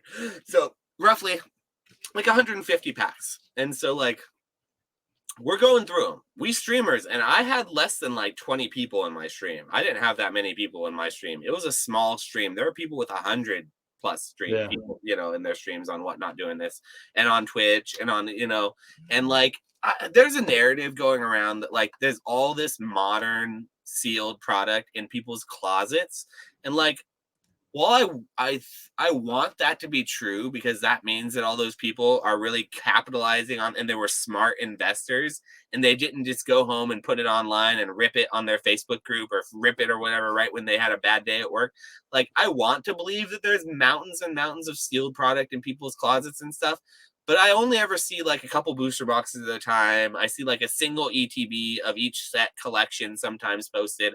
I see a bunch of boxes like, boxes you can buy on like Amazon, or boxes you can get on clearance at like Target. I see that kind of stuff being fire sold sometimes. I just don't see a lot of like cases and cases of booster boxes, except few and far between, in which case people probably have distributors, or they have access to an LGS and they're buying in bulk. Whatever these special cases are, they exist. But for the most part, the general person, I don't think has like massive stacks of modern that they're holding. They open that shit. They open it because they love it, and it's too cool not to open. Like, why the hell are you going and spending the last of your paycheck on a box or a pack of whatever it is if you're not going to enjoy that shit? You're probably living day to day anyway. Like, you're not thinking 10 years in the future. You might be, but then 10 minutes in the future, you go and rip that shit because you decided who cares about 10 years in the future? So I don't know. I just think that the demand is so high. It's so astronomically high, and there's so much of this stuff being ripped that it's just legitimately, there's just not enough of it out there. And they printed 9 point whatever billion of this, million or whatever the hell, cards they did. They could do it again, and it still wouldn't be enough probably. Yeah. Yep. Yeah. It's going to be interesting. I can't wait to see how it develops. Are you doing any Japanese pack openings and stuff on your channel, or how's that supply? I am not a supporter of the Japanese card market, and I am a bad person to talk to about it, because I just really, really don't understand or like what's happening in the modern Japanese market. I'm uncomfortable in the vintage Japanese market because I feel like the prices don't match the rarity or the scarcity of what those are. And so it just doesn't compute with my small brain. And so like I'm not smart enough to deal with vintage Japanese, like first edition, unlimited, texture, non-texture, reverse hollow. You think about like the Heart Gold Soul Silver has reverses in it, some don't. And like it's just so much that like I can't deal with it. So I choose not to interact with it to my detriment. And I think that if I could read the cards, I might possibly be able to deal with them a little bit more because then I could kind of decipher the differences. But like I'm at the I'm at the will of PSA and what they put on the label. Because like all I can read is what's on the PSA label. So I have to get the Japanese cards graded first before I can enjoy them. So as far as like the modern Japanese market, I really don't like what I see. Not only is there resealing run rampant, like people literally scalping. Like I was joking about being called a scalper earlier, like saying I wanted it. There are real scalpers, like legitimate, like not only are they selling shit like really overpriced product, but they're also like resealing it, weighing it, literally taking the hits out of the best boxes and then putting them back, the crappier hits in there and selling it to you. And like they're finding ways to get away with it, even with the tamper-proof sealing that Pokemon specifically made to combat this shit. And so like you have that. Then you have the issue of things like the Japanese alternate arts going for ridiculous prices, especially the waifus. That's a whole nother thing. I don't even know what's going on with that. Obviously there's something going on, but maybe it's a lot simpler than I think. And it's just like, girls, waifu girls with boobies, and that's what people want. But like, I think there's a little something else going on. It feels like manipulated, and it feels like weird, and it makes me really uncomfortable. And so I don't like the Japanese market. Not only am I uncomfortable in it, I also don't like the narrative that's surrounded around like Japanese. I feel like Japanese collectors always feel superior to English collectors. And it makes me feel some type of way like I have to defend English collectors because there's all these like Japanese collectors who think that they're so good that they've moved on from English because Japanese has objectively better quality. Nobody's saying it doesn't. The texturing's better. It's the original printing. And they clearly favor the Japanese printing of these cards. And so like the people who collect it, they know this and they know that it's underpriced, and they shame English collectors who pay exorbitant prices for paying for a lesser, in their mind, lesser quality reprint, basically. And it's just like, I always feel like I need to be someone who like be like, no, Japanese is less expensive. It doesn't make sense, but it's because people don't want the shit. I can't read it. You can't read it. You're only collecting it because it's cheaper. If you had bigger, deeper pockets, you'd probably want the better, more expensive shit that's your original language. Sorry, not sorry. But anyway, I personally don't like the Japanese market, and that probably shows with that whole little bit, and I'm going to get clips from that. But I'm uncomfortable in it. I'm much more comfortable in the English market because it makes sense to me. I can actually read the damn cards. And the market, to a certain extent, even when things don't make sense, they make a little bit of sense to me. What time is it right now? Can we say Moonbrown at this point? It's about time. Oh okay. man, That's the one in the English thing that doesn't make sense to me, but I still play with it. So I guess I'm crazy too. So to each their own. And like I said, I just have to defend the English collectors because we get a lot of shame from the elitist Japanese collectors. And let me just say, all you Japanese collectors out there, you started with English. So don't you dare try to tell me, I started with Japanese. No, you didn't. You moved on to Japanese because you couldn't get English because you couldn't afford it because you're a broke boy or a broke girl, or you've decided objectively you like it better because the texturing is better, and that's the only leg you have to stand on. So until you get another leg to stand on, bye. I'm not a fan of the spoilers that we get from the Japanese sets. I've said it before that I like knowing what the cards do because I keep up with the TCG. I have a Pokemon deck. I like seeing just seeing the number on the card, the attack, the number it does, the damage it doesn't do it for me. I need to know the ability and what the hell the card's doing. Obviously I could go on to whatever site. I don't even know what site, but there's sites translating all, but I'd rather just see the card and know what it does in the and spoilers are ruining that for me. So yeah, it's crazy. It's crazy. The Japanese stuff is wild. I definitely love some of the new stuff. It's crazy how good they print those freaking cards. It's absolutely insane. That we can't figure that out here in the US at all. Well, that part makes sense to me just because the way that Japanese culture is like versus American culture. Like, I don't know if this is going to be like saying the wrong thing, but like they're very perfectionist. Like, their whole culture is about like doing something and doing it right. And like, I really respect that about like the Japanese culture. Even if it's something like making a card, it probably translates over to Yeah. like a better quality in the end product. And I find that with a lot of Japanese products, that's kind of what it is. So maybe I'm like biased and that's not right. And I'm like saying something wrong by saying that. But the American culture just seems like such a throwaway culture. It's just like, let's just crank out 10 more of them. Instead of making one really good, let's make 20 of them, you know, and maybe one out of those 20 will be good. And that's even better than making one really good one. So, because then you have 19 extras just to use to push out to the public. So, you know, the mentality, who's to say who's right or wrong, but I always respected that more, you know, that Japanese perfectionism that I feel like maybe came down to the card. So I will say that is like, I feel like that about the Japanese. That makes sense. But I agree with you. The spoilers too, though. It's like, what if we got our sets a month before the Japanese sets? What would happen then? You think people would still be as excited about the Japanese sets and foaming at the mouth to overpay and like buy out all these Japanese stores and reseal and all this stuff? No, I don't think so. Probably not. Yeah. Yeah, it'd be cool to see them come and get released at the same time. That would be really cool. I don't know if they'd ever do it. I don't know why they don't, but yeah, it sucks. It sucks for sure. Do you think that they hold a bias against the Western world as far as when it comes to like the TCG?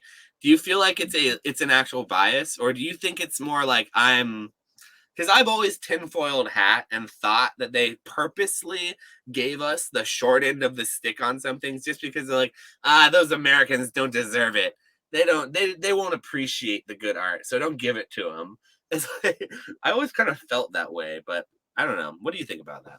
Yeah, I think there's definitely this. Yeah, I don't think there's something. There's definitely something because they got really cool cards, all the poncho cards and all this other crap, right? So, all their Pokemon Center exclusives that they have, we've had a couple.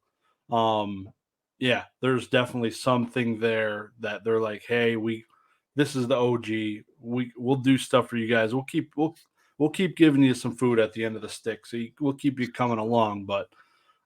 They definitely get all the good stuff as far as promos go. That's for sure, for sure. The fact that Definitely. we got the Precious Collection Pikachu in Crown Zenith, that was a gift, my friend.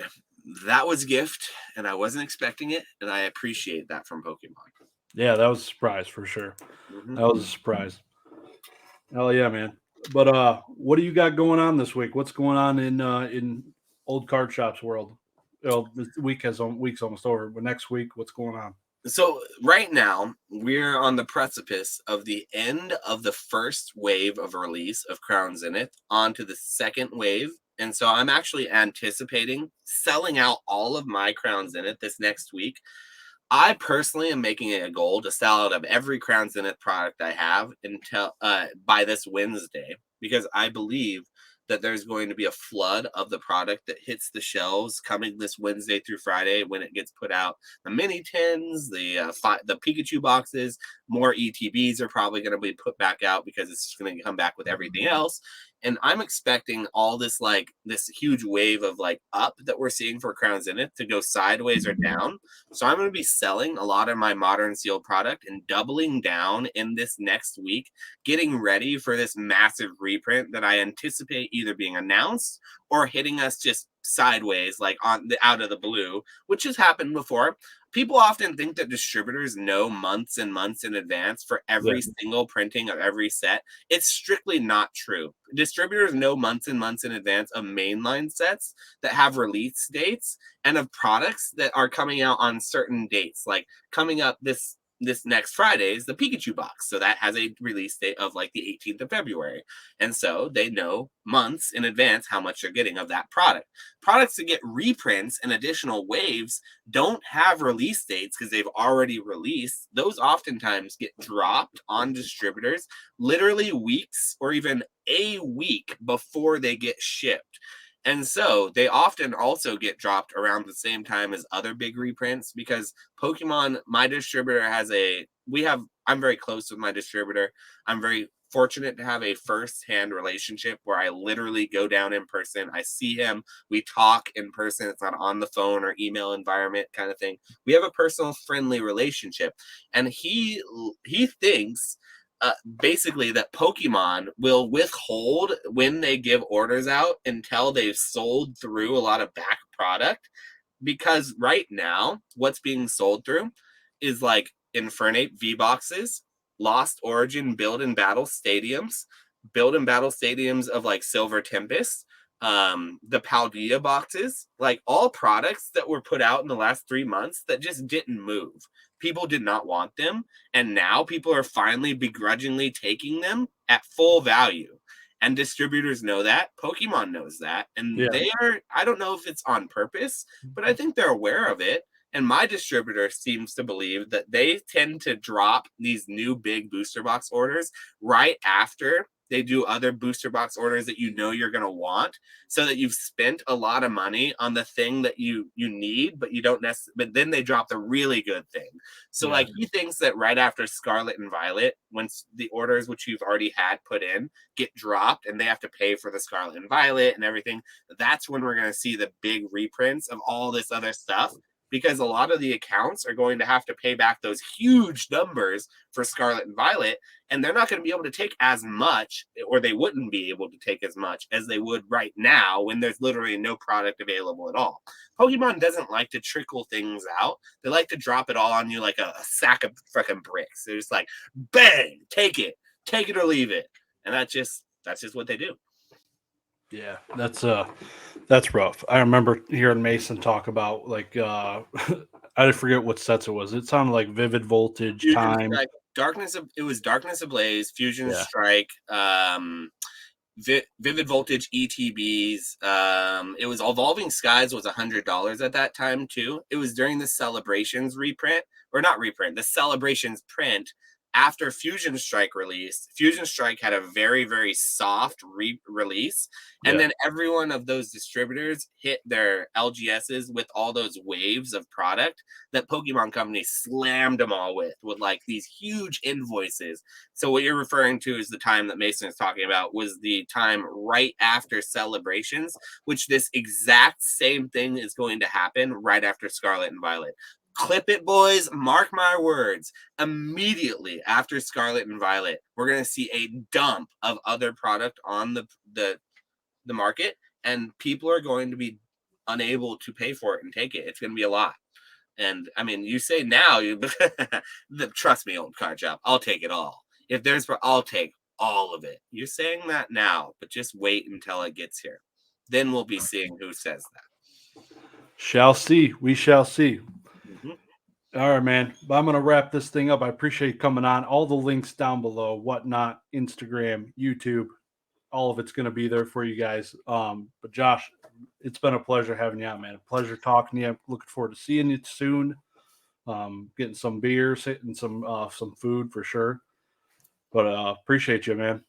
Dude, I appreciate you having me on, and everyone who's listening, thank you so much who's come through. Until the next Collecticon, I'm sure we'll be seeing you at this one and many others. And I look forward to seeing you on these live chats that we've been going on too. I haven't been on any recently, but I've been meaning to make myself, known on one of these Pokemon live chats. So thanks again, man. Appreciate you having me. Hell yeah, man. Thank you. Talk to you soon. See you guys.